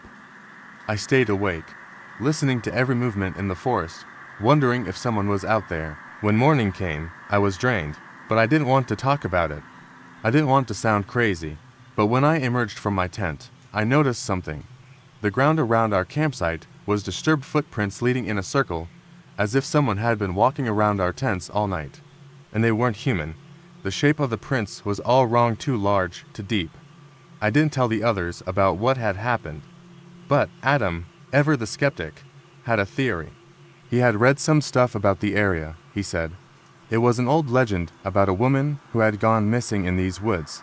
She was said to roam the forest, looking for anyone foolish enough to venture near. The way Adam described it sounded ridiculous, but as he talked, I began to feel like I was being watched again. We spent the rest of the day exploring the woods, trying to shake off the lingering unease. But that night, the feeling returned. We gathered around the campfire, but none of us spoke much. The atmosphere felt heavy, like something was about to happen. And then it did. From the woods, we heard a rustling. It started faint, but then grew louder, closer. My heart pounded as I turned to the others, but no one had heard it. Adam was already standing, flashlight in hand. He was about to speak when a shadow moved just outside the circle of light. I saw it clearly. A figure, hunched over, moving quickly among the trees. It was tall, unnaturally tall, with its face hidden in shadow. It stopped for a moment, and in that instant, the air grew colder. Then, it disappeared into the dark. We didn't hesitate. We packed up everything and rushed to the car. No one said a word, but I could feel the fear settling in. As we drove away, I looked back at the woods, but I couldn't shake the feeling that something was still watching us. A week later, Adam sent me a message. He had done some more research about the area. The missing woman, he said, had been found years later, wandering the same woods. Her eyes were wide open, unblinking, and her last words were, "They're still out there, waiting." I can't explain it, but that night, whatever we saw in the woods, it wasn't human, and I don't think it ever left. Cabin in the woods, just me and a few friends. No distractions, no work, just nature. We had rented the place online, a secluded spot far from civilization. None of us were particularly into ghost stories. So when we arrived and saw how isolated the cabin was, it felt more peaceful than eerie. The cabin itself was charming, if a bit old. The walls creaked in places, but we didn't think much of it. The first night, after a few drinks and some laughter, we headed to bed, but sleep didn't come easily for me. The room was unnervingly quiet, except for the occasional gust of wind howling outside, and then scratch a faint noise from the other side of the cabin. I chalked it up to the wind or maybe an animal outside, but when the scratching sound continued, it became harder to ignore. It wasn't just random noise, it was deliberate, like something or someone was trying to get inside. I waited for my friends to make a joke about it. When no one did, I decided to get up and check. I crept down the hallway toward the front door, peering through the window at the darkness outside. Nothing. No movement, just trees swaying under the moonlight. I sighed in relief and turned to head back to my room. That's when I heard a soft, desperate knock on the door. Knock. Knock. It wasn't loud, but it was distinct. I froze. Who would be knocking at this hour, especially in such a remote place? I moved slowly back toward the door, my heart pounding in my chest. I didn't open it. I couldn't. I stood there, straining my ears for any sounds. There was nothing, no footsteps, no voices, just silence. I finally returned to my room, trying to ignore the nagging feeling in the pit of my stomach. I locked the door behind me, pulled the blanket over my head, and tried to sleep. The next morning, I mentioned it to my friends, hoping they would laugh it off. But no one did. Instead, Sarah, one of the girls with us, said she heard something too. She described the same scratching sound I'd heard, but from the window. She had thought it was an animal at first, but the knocking she couldn't explain. We spent the day hiking through the woods, trying to clear our heads. It felt like the cabin was miles away from any other human being. Still, I couldn't shake the feeling that we weren't alone, that something was watching us. That night, after dinner, we were all sitting around the fireplace, and the conversation turned toward local legends. Apparently, the area was known for being haunted, or so the locals claimed. One of my friends, Jake, started telling a story about a woman who had gone missing years ago, her last known location being just a few miles from the cabin. He described how people said they could hear her crying at night. I laughed it off. Ghost stories didn't scare me. Later that night, when we were all in our rooms, I heard the sound again, the unmistakable scratch on the wood. And then, once again, the knock. But this time, it wasn't on the door. It was on my window. I rushed to the window and pulled the curtain back, heart racing. Nothing, but the feeling of being watched was overwhelming. I closed the curtains quickly, then heard it again. A whisper, faint but clear. "Let me in." I wanted to scream, but I couldn't. My body was frozen in place. I glanced toward the door. Still locked. My room felt suffocating. The knock came again. Bang. Louder this time. It was coming from the front door. I couldn't take it anymore. I ran out of my room, down the hall to the living room, and yanked open the door. Nothing. No one was outside. Just the pitch-black darkness of the woods. My breath was coming in sharp gasps as I stood there, staring out into the void. I closed the door, leaning against it, trying to calm myself. And then, in the faint light of the hallway, I saw something that made my blood run cold. The doorknob was wet. A trail of dark smudges marked the wooden floor, leading from the door to the window of the living room. I followed the trail, every step feeling like it was pulling me into some kind of nightmare. I reached the window. There, smeared against the glass, was a handprint. and it wasn't small. It was too large for a person. I backed away in terror, stumbling toward the door. But when I looked out into the woods again, I saw something. A figure, standing in the distance, just outside the boundary of the trees. It was watching us. It was always watching. I slammed the door shut and rushed to wake the others. But when I turned to tell them, they were all standing in the hallway, staring at me in silence. Their faces were pale, eyes wide with fear. It wasn't until I looked down that I realized the handprint wasn't on the window. It was on the back of my hand, and it was still wet. We packed up and left at once, leaving the cabin behind. But every time I close my eyes, I still see that figure in the distance. And the worst part, I know it followed us. We never should have left. It started as a quiet night, the kind where you feel the weight of the silence pressing against your ears. I was dog-sitting for a friend at their house in the countryside. They had warned me it could get lonely out there, surrounded by nothing but trees and open fields, but I had shrugged it off. I enjoyed solitude, and I wasn't afraid of the dark. I was wrong. The house was small, cozy, with large windows that overlooked the woods. The dog, a large shepherd mix, had been restless all evening, pacing near the back door. I figured he just missed his owners. The night stretched on uneventfully. I fed him, let him out into the yard for a while, and finally settled on the couch to watch some TV. Around 11, I heard the first sound. It was faint at first, like something rustling against the side of the house. I muted the TV and listened, but everything had gone silent. I chalked it up to the wind. Living in the city had dulled my sense of how noisy the countryside could be. The dog, however, didn't seem convinced. He stood in the middle of the room, ears pricked, staring at the back door. It was unnerving, but I brushed it off. I called him over, and he reluctantly lay at my feet. I tried to focus on the show, but I couldn't shake the feeling that something wasn't right. The house felt colder, as if the warmth had seeped out through invisible cracks. At midnight, the sound came again. This time, it was louder. It wasn't just rustling. It was a deliberate, dragging noise, like something heavy being pulled across the ground outside. I stood up, my pulse quickening, and walked to the back door. The dog followed, his fur bristling. I flipped on the porch light. The yard was empty, the woods beyond it still and dark. The sound had stopped. I scanned the tree line, but saw nothing unusual. Taking a deep breath, I stepped outside to get a better look. The cold air stung my skin as I peered into the shadows. That was when the dog began to growl. A low, guttural sound that I had never heard from him before. His eyes were fixed on the far corner of the yard, where the light didn't quite reach. I followed his gaze, my heart hammering in my chest. At first, I thought it was just a trick of the light. A tall, misshapen figure stood at the edge of the trees, barely visible. It didn't move. It didn't make a sound. I blinked, and it was gone. My rational mind tried to make sense of it. Maybe I had imagined it. Maybe it was just a shadow. But the dog's growl deepened, and his body tensed as if ready to pounce. I backed into the house, locking the door behind me. The dog barked once, sharply, then fell silent. I tried to calm myself. I told myself there was nothing out there, that my imagination was running wild. But the unease didn't leave me.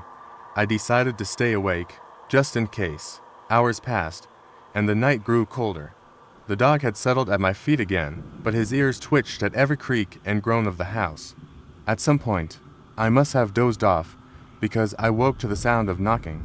It was soft but insistent, coming from the back door. The clock on the wall read 3 in the morning.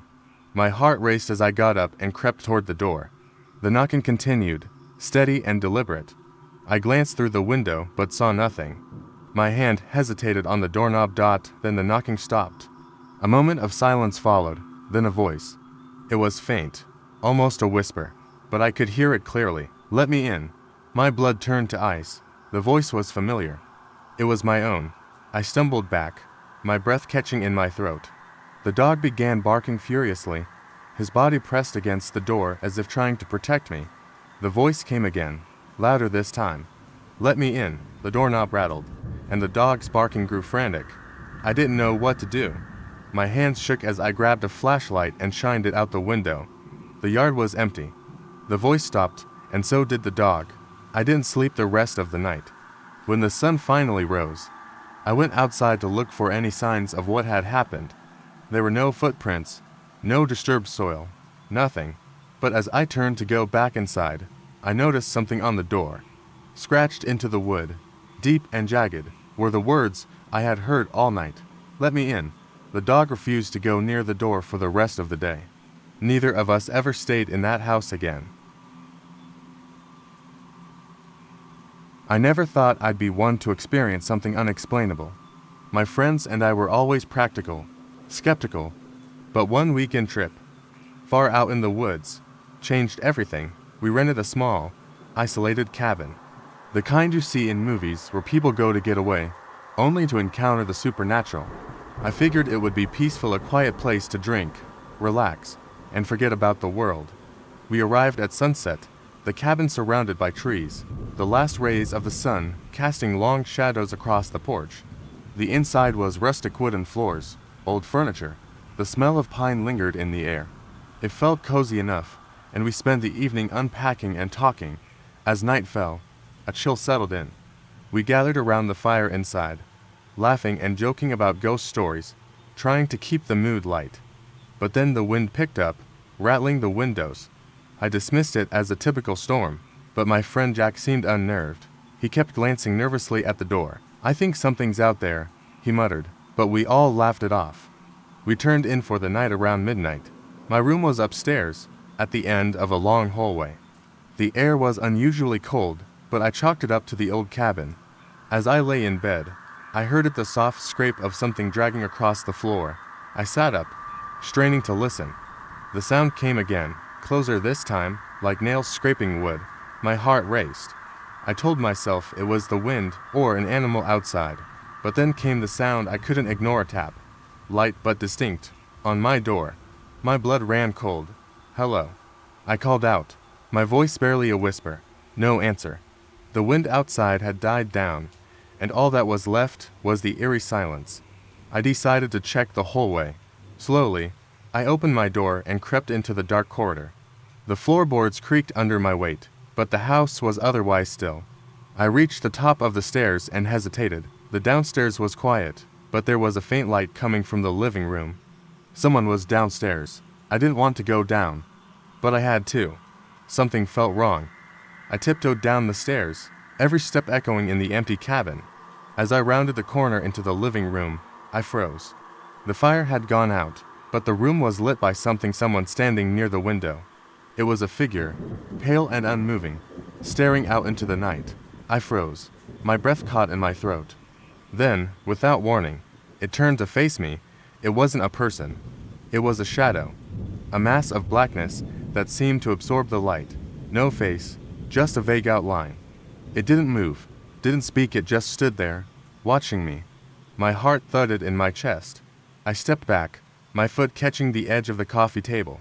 The figure didn't flinch, didn't react, but the air grew colder, the silence heavier. I bolted upstairs and slammed my door shut. The entire night, I lay wide awake, heart racing, listening for any sound, but nothing came. No more knocks, no more scraping, just the sound of my own pulse in my ears. The next morning, I didn't want to mention it to my friends. I figured they'd think I was imagining things. But when we all gathered in the kitchen, I saw that Jack looked as pale as I felt. "I heard something last night," he said, voice trembling. "Someone was knocking at my window, and ... I saw something out there, a figure." My stomach twisted. Everyone shared their experiences, and it was clear none of us had slept well. I suggested we leave early, but no one wanted to drive back through the dark woods just yet. So, we decided to stay for one more night. That evening, we stayed inside. None of us wanted to go outside or even near the windows. We ate dinner in silence, the tension thick in the air. As night fell, I couldn't shake the feeling that something was wrong, that something was waiting for us. Around midnight, we heard the knocking. It started faint, then grew louder, almost as if it was coming from inside the walls. Everyone froze. The sound was relentless, rhythmic, like it was searching for a way in. Then, there was a voice, low and hoarse. "Let me in." It was unmistakable. We bolted out of the cabin and into the car. not even bothering to pack our things. As we drove away, I glanced back through the rearview mirror. The cabin stood there, dark and silent except for the faint, flickering light from the upstairs window. Months later, I looked up the cabin online. The description said it was recently renovated, but the listing had been taken down. I found a local news article from the 1980s about a family that had gone missing near the cabin. They had been staying in a cabin just like ours, but the article never explained what happened to them. It didn't say they were found. I don't know what was in that cabin with us, but I'll never forget the feeling of being watched, the sound of the knocking on the walls, and the voice that wasn't human. Something was in there, and it had been waiting for us to arrive. I've seen a lot of strange things, animals behaving oddly, signs of storms that seemed to form out of nowhere, but nothing could prepare me for the night I had last spring. That night, I realized how much the forest hides from us. It all started as a routine patrol. The weather was turning cold, and I was assigned to a more isolated part of the park, an area where few people ventured. There was a small cabin near the trailhead, and my job was to check that everything was secure, ensuring no one had been up to mischief. The job wasn't glamorous, but it was necessary. As I made my way down the winding path, the trees were dense, blocking most of the fading daylight. The usual noises of the forest had quieted, which struck me as odd. It wasn't completely silent, but it felt like the woods were holding their breath. The birds, the wind, even the rustling of leaves had all faded. I reached the cabin just as night was beginning to fall. The air had turned chilly, and a dense fog began rolling in. I walked around the perimeter, checked the windows, and made sure the door was locked. The place felt abandoned, but there was something unsettling about it. I couldn't shake the feeling that I wasn't alone. I returned to the front of the cabin, ready to head back when I heard a noise behind me, something subtle, but distinct. A faint scraping sound, as if something was dragging across the wooden floor inside the cabin. I froze, every muscle in my body tensing. My flashlight flickered as I tried to peer through the fog in the cabin's windows. There was no movement, but that sound continued, slow, deliberate. I told myself it was nothing. Maybe an animal had gotten inside. But deep down, I knew it wasn't that simple. I took a few cautious steps back toward the cabin door, considering my options. The scraping sound continued, now joined by a soft thumping. It was almost rhythmic, like footsteps. I had to check. I pulled out my keys and hesitated for just a second before unlocking the door. I swung it open slowly, the hinges creaking loudly in the quiet night. The inside of the cabin was empty. No animals, no intruders, just dust and old furniture. But the scraping sound, it stopped the moment I stepped inside. I shined my flashlight across the room. Nothing seemed out of place, but then I noticed something strange. The floorboards, they were new. I'd been in this cabin many times before, and the floor had always been worn, creaking underfoot. But now, the boards looked fresh, freshly laid, and unnaturally smooth. My heart started racing. I knelt down to examine the floor more closely, and that's when I saw a small, jagged crack at the edge of one of the boards. Something was behind it. I used my flashlight to peer into the crack and saw a flash of white. I leaned in closer, instinctively reaching out to touch the crack. That's when the scraping sound returned. It was louder this time, right behind me, coming from just inside the walls. I jerked around, my heart pounding in my chest. I didn't know what to think, but every instinct screamed at me to run. The scraping didn't stop, and now there was a low, guttural breathing sound coming from within the walls of the cabin. One had to get out of there. I backed toward the door, fumbling for my keys, but before I could turn the handle, the breathing stopped. And then, something much worse happened. The floorboards beneath me creaked, but not in the usual way. It was as if something heavy was moving below the ground, crawling beneath the floor. I stepped back, my flashlight casting a trembling beam across the cabin. Then, with a sickening crack, the floorboard where I had been kneeling snapped upward. I jumped back, terrified, but nothing emerged from the hole. The scraping had stopped, and all I could hear was my own heavy breathing. I didn't wait another second. I rushed out of the cabin, slammed the door shut, and sprinted back down the trail, not stopping until I reached the ranger station. It wasn't until the next morning that I returned with a colleague to investigate the cabin. We pried up the floorboards, expecting to find the usual critters or perhaps an old forgotten stash of supplies. Instead, we found a hole beneath the floor, but no signs of any animals. What we did find were several old, decayed personal items, clothes, shoes, and a faded journal. It looked like someone had lived there once, but there was no record of any other park rangers ever having occupied the cabin. As I flipped through the journal, the last entry sent a cold chill through me. It's not just the trees that watch. Something else is out there, waiting for us to leave. We never spoke about that night again. We had planned a camping trip for weeks, a group of 5 friends eager to escape the noise of our daily lives and spend a few days in the woods. It was supposed to be a simple getaway, some hiking, a little fishing, and long nights by the campfire telling stories. Nothing fancy, just the quiet of nature and the company of close friends. But that night, something changed. We arrived at the site just as the sun began to dip behind the trees. The camp was tucked away in a secluded corner of the forest, miles from the nearest town. The air felt fresh, almost unnervingly so, but we were used to that. After setting up the tents and starting the campfire, we cracked open some beers and settled in. We joked and laughed as the fire crackled, casting shadows that danced on the trees around us. As the night wore on, the forest grew still. The usual chirping of crickets and rustling of small creatures had fallen silent, replaced by an oppressive quiet. It was the kind of silence that crawls under your skin, making every little noise seem louder, sharper. I noticed at first a small sound, barely perceptible, like something brushing against the leaves. I thought it was nothing at first, maybe a raccoon or a squirrel, but the others had caught it too. I looked over at my friend Max. He had his hand on his flashlight, his knuckles white. "Did you hear that?" he asked. We all froze, straining to listen. A branch snapped somewhere deep in the woods. Then nothing. A cold shiver crept down my spine. "Probably just an animal," Sarah said, trying to sound calm, but I could hear the tremor in her voice. She wasn't fooling anyone. We sat in uneasy silence, staring into the fire, every one of us too nervous to speak. Then came the first scream. It was high-pitched, not the kind of scream you hear when someone's hurt, but the kind that chills your blood. A distant scream, like a woman's voice. The sound carried through the trees and stopped abruptly. We jumped to our feet, hearts racing. Max was already reaching for his backpack, fumbling for the map, his face pale. "Maybe it's someone else camping out here," he said, though none of us believed him. That scream was too loud, too close. I whispered. My voice didn't sound like my own. It was thin, almost like I was trying to convince myself it wasn't real. Without thinking, we grabbed flashlights and headed toward the source of the sound.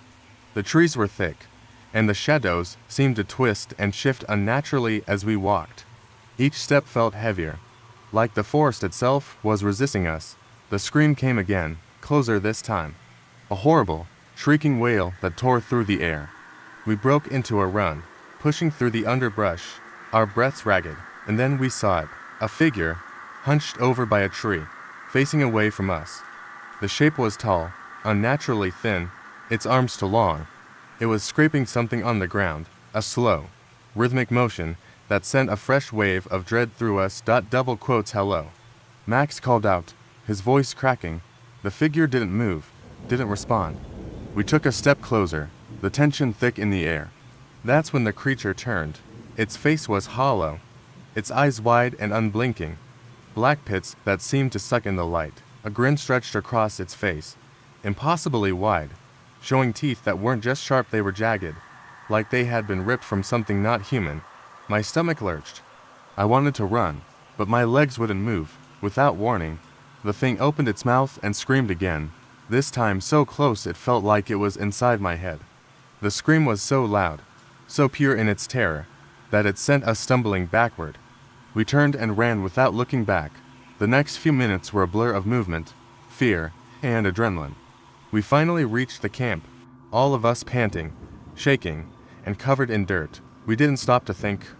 We just threw ourselves into the tents, locking everything up as quickly as we could. The fire had burned low, the shadows growing longer and more ominous by the second. We huddled together, our breaths shallow, but the forest was silent again. Not a single sound. It wasn't until hours later, as we sat in our tents trying to recover from the shock, that I noticed something strange. Max had the map in his hands, staring at it with a puzzled look on his face. I leaned over, trying to see what he was looking at. There, on the map, was our campsite, but it was marked with an X, a circle around it, and a single word scrawled next to it. Dead. The air grew even colder. I could feel the blood drain from my face. The map had been in Max's backpack the entire time. We hadn't touched it since we set up camp. It shouldn't have been marked like that. We weren't alone. Not just in the forest. Somewhere, out there, in the trees, there was something else. Something that had been waiting. We'd been hiking all day, the weight of our packs growing heavier with each mile. Our goal was to reach a remote part of the forest where we could set up camp away from all signs of civilization. By the time we found a clearing to set up for the night, the sky had begun to darken. We quickly built a fire, spreading out our sleeping bags and gathering around to eat. The trees stood tall and dense around us, casting long, twisting shadows that danced with the firelight. It was so quiet that even the smallest rustle seemed loud, the forest pressing in on us from all sides. As the night wore on, our laughter and conversation faded, replaced by the quiet sounds of crackling wood and occasional night birds. It was peaceful, at least at first. Then we began to hear a distant noise, a slow, dragging sound like something being pulled through the underbrush. We all went silent, staring into the darkness, but the noise quickly stopped. Probably an animal, I thought, though I couldn't shake the feeling that something was off. Trying to brush it off, we resumed talking, but every so often, we heard it again, a dragging, shuffling sound, inching closer each time. I shined my flashlight into the trees, but saw nothing, just empty woods stretching into darkness. We told ourselves it was a deer, or maybe some fallen branches shifting in the wind, but then we heard something new, a slow, rhythmic tapping coming from deep in the woods. It was faint at first, like the sound of a branch hitting a tree, but it was too steady, too deliberate. We listened, each of us trying to figure out where it was coming from, but the tapping seemed to circle us, moving in a slow, deliberate pattern around the clearing. My friend suggested we head to bed, so we each retreated to our tents, trying to ignore the unsettling sounds. I lay still, listening, my heart pounding. Just as I was starting to calm down, I heard footsteps outside my tent. Slow, deliberate, crunching through the leaves. They stopped just outside, and I held my breath, not daring to move. Then came a scratching sound along the outside of my tent, as if fingers were dragging across the fabric. I stayed frozen, listening, hoping it would stop. Then came a whisper, low and gravelly, barely audible. "Let me in." My heart stopped. The whisper was right outside my tent, close enough that I could feel the breath through the thin fabric. The footsteps started up again, shuffling away from my tent and toward my friends. I could hear them stop. Then the same scratching, the same chilling whisper, soft but distinct. "Let me in." I wanted to yell out, to warn him, but my voice caught in my throat. The footsteps moved to the next tent, the scratching and whispering starting again. One by one, it went to each of our tents, as though it was trying to pick us off, one by one. Then silence. I lay still, straining to hear, hoping it was over. Suddenly, there was a loud crash right outside my tent. Something heavy slammed into the ground, and the whole tent shook. I clutched my flashlight, barely breathing. Then came a dragging sound, as though something was being pulled right past my tent. It was close, too close, just inches away from where I lay. In the silence that followed, I gathered the courage to unzip the tent just a fraction, shining my flashlight into the clearing. I nearly screamed. Lying in the middle of our campsite was an old, tattered doll, its face cracked and smeared with dirt, one eye missing. The doll's head was tilted at an odd angle, staring directly at my tent. We all scrambled out of our tents, each of us staring at the doll in shock, trying to make sense of what we were seeing. It hadn't been there when we set up camp, and none of us had brought it. My friend grabbed a stick and poked it, but it didn't move. He kicked it toward the edge of the clearing, and we all stood in tense silence, waiting to see if anything happened. We decided to put out the fire and move our camp a bit farther down the trail, away from whatever had left that doll in our clearing. We packed quickly, our flashlights casting wild shadows as we made our way through the trees. The silence was thick, broken only by our hurried footsteps, but just as we reached a spot that felt safe, I glanced back down the trail. There, at the edge of the firelight, was the doll. It was standing upright, leaning against a tree, facing us directly. Its remaining eye gleamed in the darkness, watching as we froze in horror. And then it moved. The doll raised one arm, reaching out toward us, and that gravelly voice filled the night air again, but louder this time, more urgent. Come back. We didn't wait to see what happened next. We ran, stumbling through the underbrush, not stopping until we reached the road.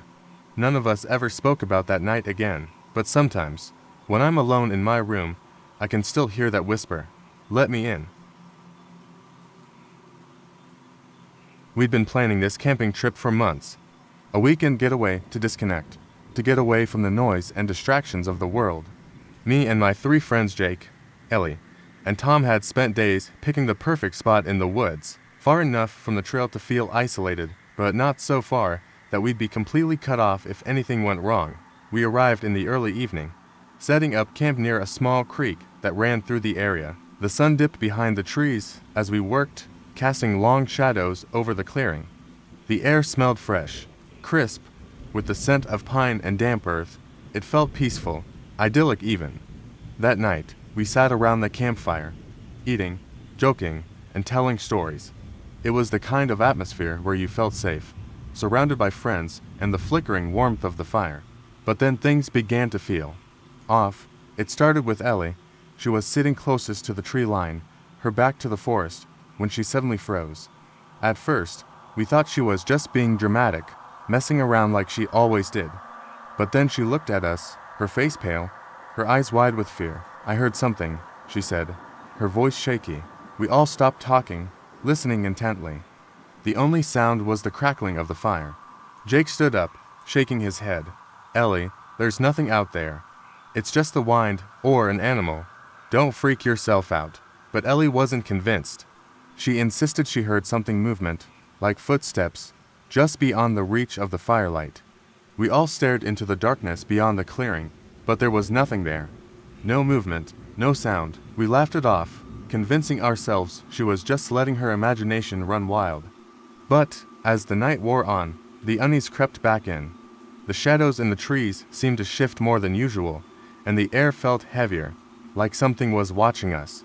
The woods around us seemed unnaturally still, and the night seemed to stretch on much longer than it should have. At some point, we decided to head to our tents. We doused the fire, the embers glowing faintly in the night. We settled into our sleeping bags, but none of us could sleep. The sounds of the forest had taken on a strange quality, like they were distorted, just out of sync. Every rustle in the brush, every snap of a twig, felt amplified, as though the woods themselves were breathing. Around 3 a.m., we heard it. A loud bang, like something large crashing into a tree. It was so sudden, so sharp, that we all jolted upright in our tents. There was no mistaking it. Something was out there. Tom was the first to grab a flashlight. He crawled out of his tent cautiously, shining the beam toward the woods. For a moment, there was nothing, just the dark, empty trees. But then the beam caught something, a figure. It was standing at the edge of the clearing, barely visible in the darkness. A person? No, not quite. The figure was too still, too unnaturally rigid. It didn't move, just stood there, staring in our direction. We froze. None of us dared to move. The figure didn't make a sound, didn't shift its weight. It just watched. "Who the hell is that?" Jake hissed, barely above a whisper. We had no idea. We hadn't seen anyone else on the hike-in. No campers, no sign of anyone else around. But there it was, standing like a mannequin in the trees, its head slightly tilted, its limbs unnaturally straight. I reached for my phone, my hands trembling. I was about to call the ranger station when the figure moved. Slowly, it turned, its movements jerky and unnatural, like a puppet being controlled by strings. "Get inside the tents now," I yelled, grabbing Ellie by the arm and pulling her toward her tent. We scrambled, hearts pounding, breath shallow. The flashlight had flickered out, casting the camp back into darkness. We could hear the figure moving closer, the rustling of branches, the slow scrape of something dragging across the ground. Suddenly, there was a loud thud, like a body hitting the ground. Then silence, We waited for what felt like hours, too scared to move, our minds racing with worst-case scenarios.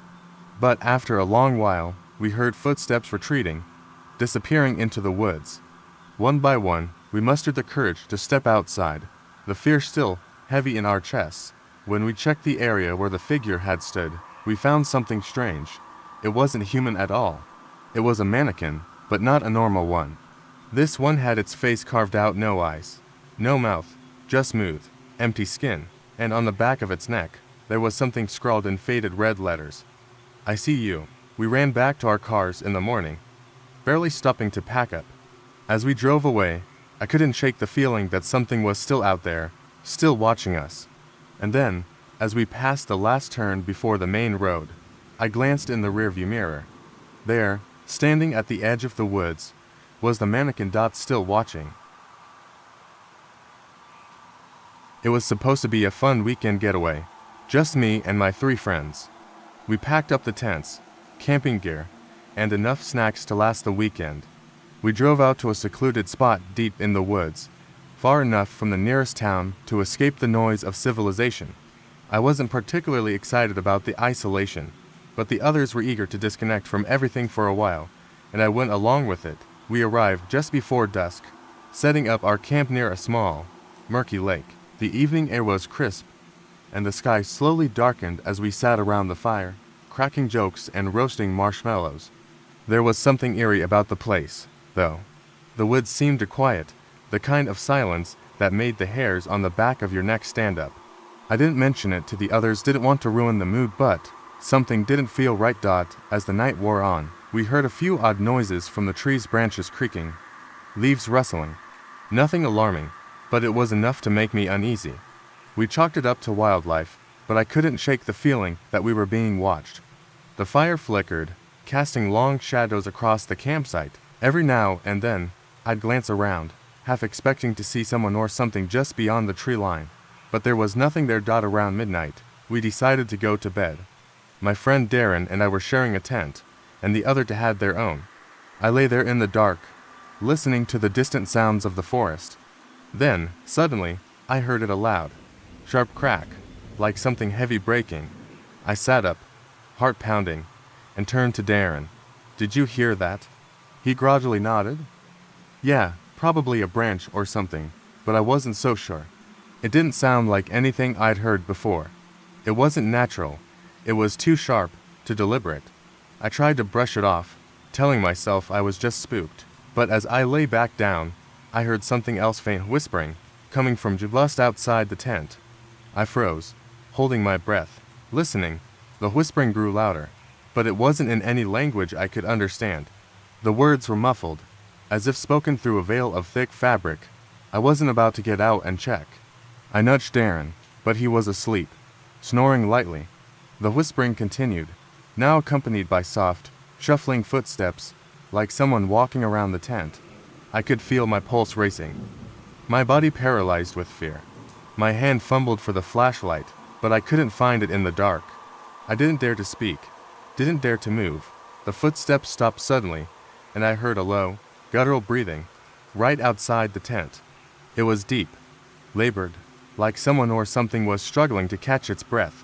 I wanted to scream, but my throat was tight, like my voice had been stolen. Then, just as suddenly as it had started, the breathing stopped. The woods were silent again.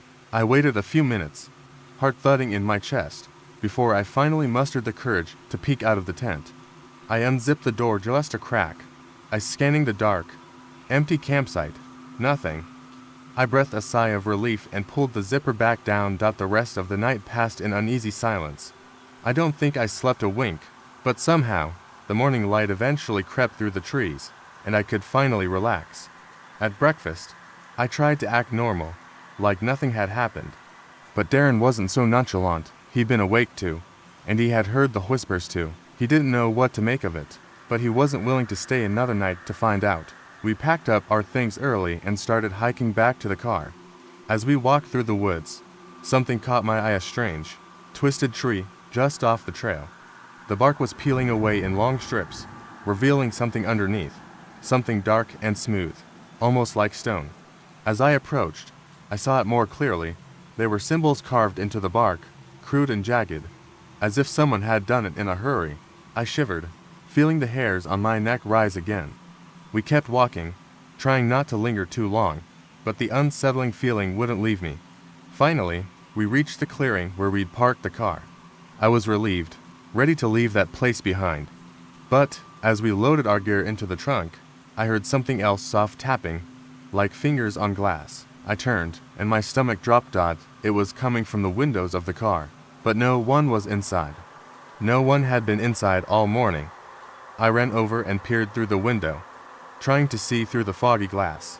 And there, staring back at me from the other side, was my own reflection grinning. My mouth was open in a wide, toothy smile, and my eyes were wild, unblinking, but I wasn't smiling. I froze, staring into the glass as my reflection seemed to shift, its grin widening impossibly, and a voice whispered in my ear, "You should have stayed." The summer sun dipped low as we arrived at the campsite, a remote stretch of forest far from the buzz of civilization. I had always found solace in the woods, but something felt different this time. It was just me, Jenna, and Marcus' friends who were eager for a weekend of adventure, away from the constant hum of daily life. We set up our tents as the air cooled, and laughter filled the clearing as we roasted marshmallows by the fire. As darkness enveloped the forest, Jenna suggested we take a night hike. The idea sparked excitement, but I felt a twinge of hesitation. Still, the thrill of exploring the woods at night won out, and soon we were wandering deeper into the trees, flashlights cutting through the blackness. The forest was alive with sounds: crickets chirping, leaves rustling, the occasional hoot of an owl. It wasn't long before we stumbled upon an old, abandoned cabin nestled among the trees. The wood was weathered and gray, and the windows were boarded up. Intrigued, we approached cautiously. Marcus, ever the brave one, nudged the door, and to our surprise, it creaked open. A wave of unease washed over me, but my curiosity urged me forward. Inside, the air was thick with dust and the smell of decay. The floor creaked beneath our feet, and I felt a chill run down my spine. Jenna shone her flashlight around the room, illuminating faded photographs on the walls, images of families smiling, their eyes hauntingly empty. A sense of dread settled over me.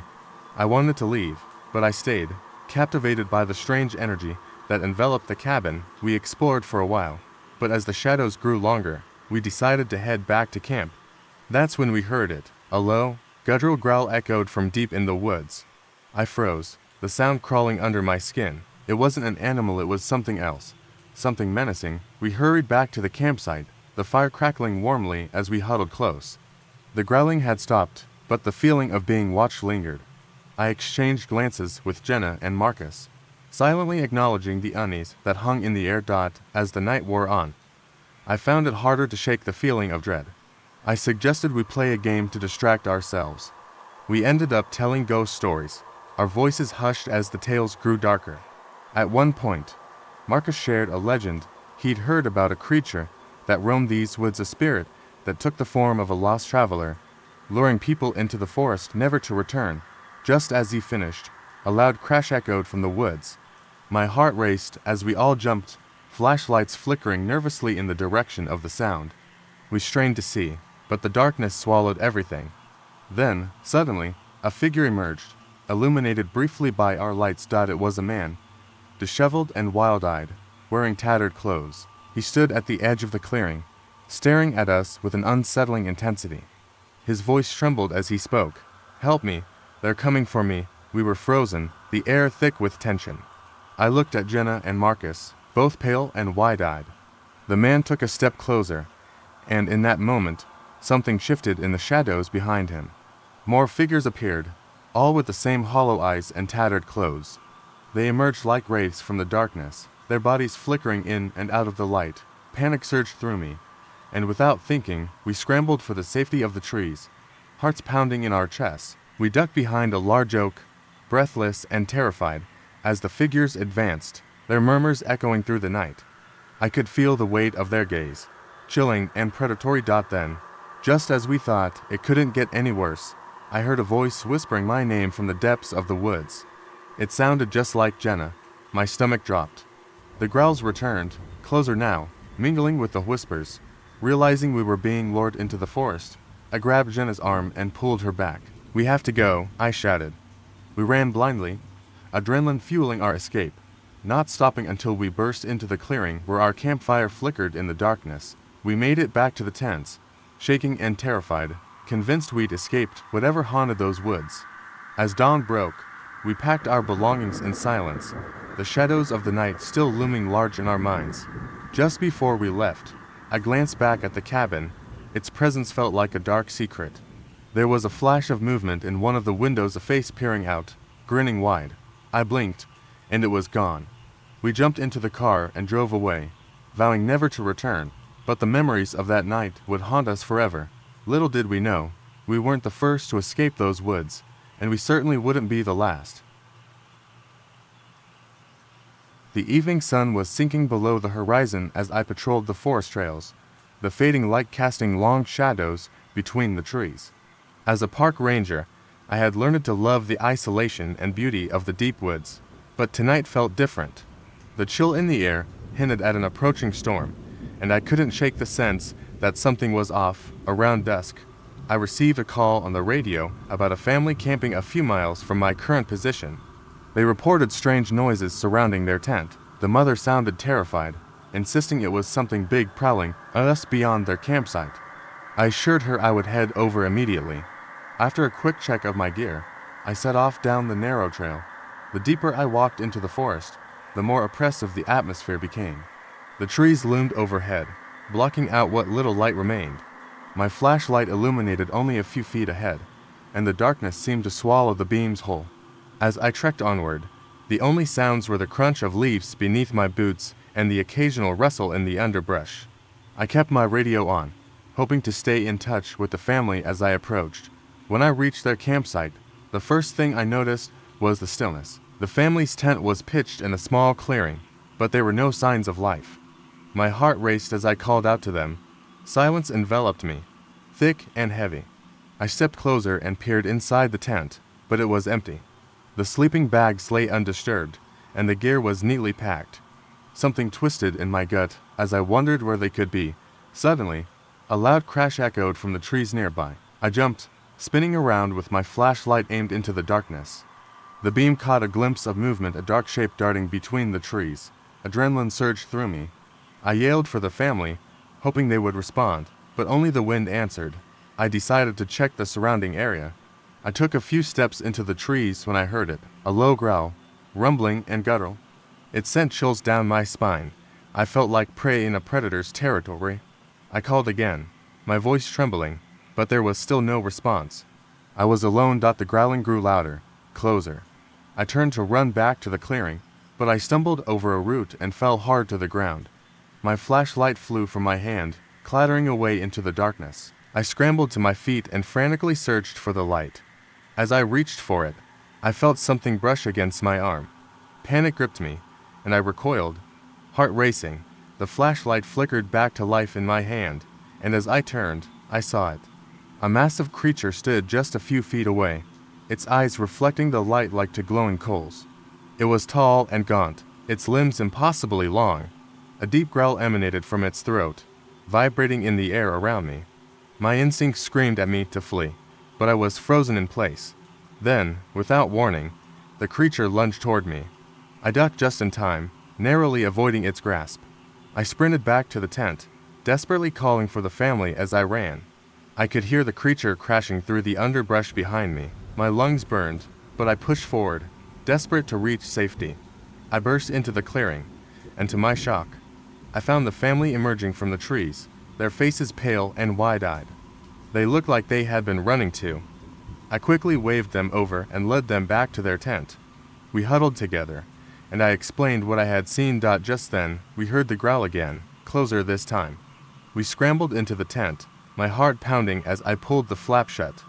The creature's claws scraped against the tent fabric, and I felt its weight pressing against the structure. It felt like it was toying with us, waiting for us to show ourselves. Then, just as suddenly as it had started, the creature stopped. Silence enveloped us. We waited, holding our breath, unsure of what to expect. After a long moment, the family's youngest child whispered, "Where did it go?" I took a deep breath and slowly opened the tent flap. Peering out, the clearing was empty. The creature had vanished. As we stumbled out into the moonlight, I noticed something strange on the ground, a footprint, but not a normal one. It was human-sized and oddly shaped, as if someone had been standing there all along. I turned to the family, and their faces mirrored my shock. What had chased us? Where had it gone? We looked at each other, a silent understanding passing between us. The true horror of the night was not the creature itself, but the fact that it could take on the form of a human. It could be anyone, lurking in the woods, waiting for the next unsuspecting group to stumble upon its domain. I had always loved the solitude of the woods. As a park ranger, my job was to protect these natural wonders, but I also enjoyed the peace that came with the deep trees and endless trails. However, my perspective shifted during a chilling autumn night that I still can't shake. It was late October when the leaves transformed into brilliant reds and golds, drawing visitors to the park for one last glimpse before winter. I was scheduled for a night shift, checking the campsites and ensuring everyone was safe. The chill in the air hinted at an approaching storm, and I pulled my jacket tighter around me as I made my rounds. The campgrounds were mostly empty. The few campers that remained were huddled around their fires, sharing ghost stories. I smiled at their laughter, but it faded quickly as I walked deeper into the woods. The only sound was the crunch of leaves beneath my boots, and a sense of unease began creeping in. About an hour into my shift, I heard rustling in the bushes nearby. I paused, my breath catching in my throat. The sound was unnerving, almost deliberate. I shone my flashlight toward the noise, but only darkness greeted me. I hesitated, but the sound stopped, and I dismissed it as a deer or some other animal. I continued my patrol, but that feeling of being watched lingered. When I reached the farthest campsite, I noticed a flickering light. I approached cautiously, thinking it might be an unattended fire. Instead, I found a tent with the flap wide open and no one around. Inside, there were scattered belongings and a half-eaten sandwich lying on the ground, as if someone had left in a hurry. My instincts kicked in. Something felt very wrong. I called out for the campers, but there was no response, just the sound of the wind rustling through the trees.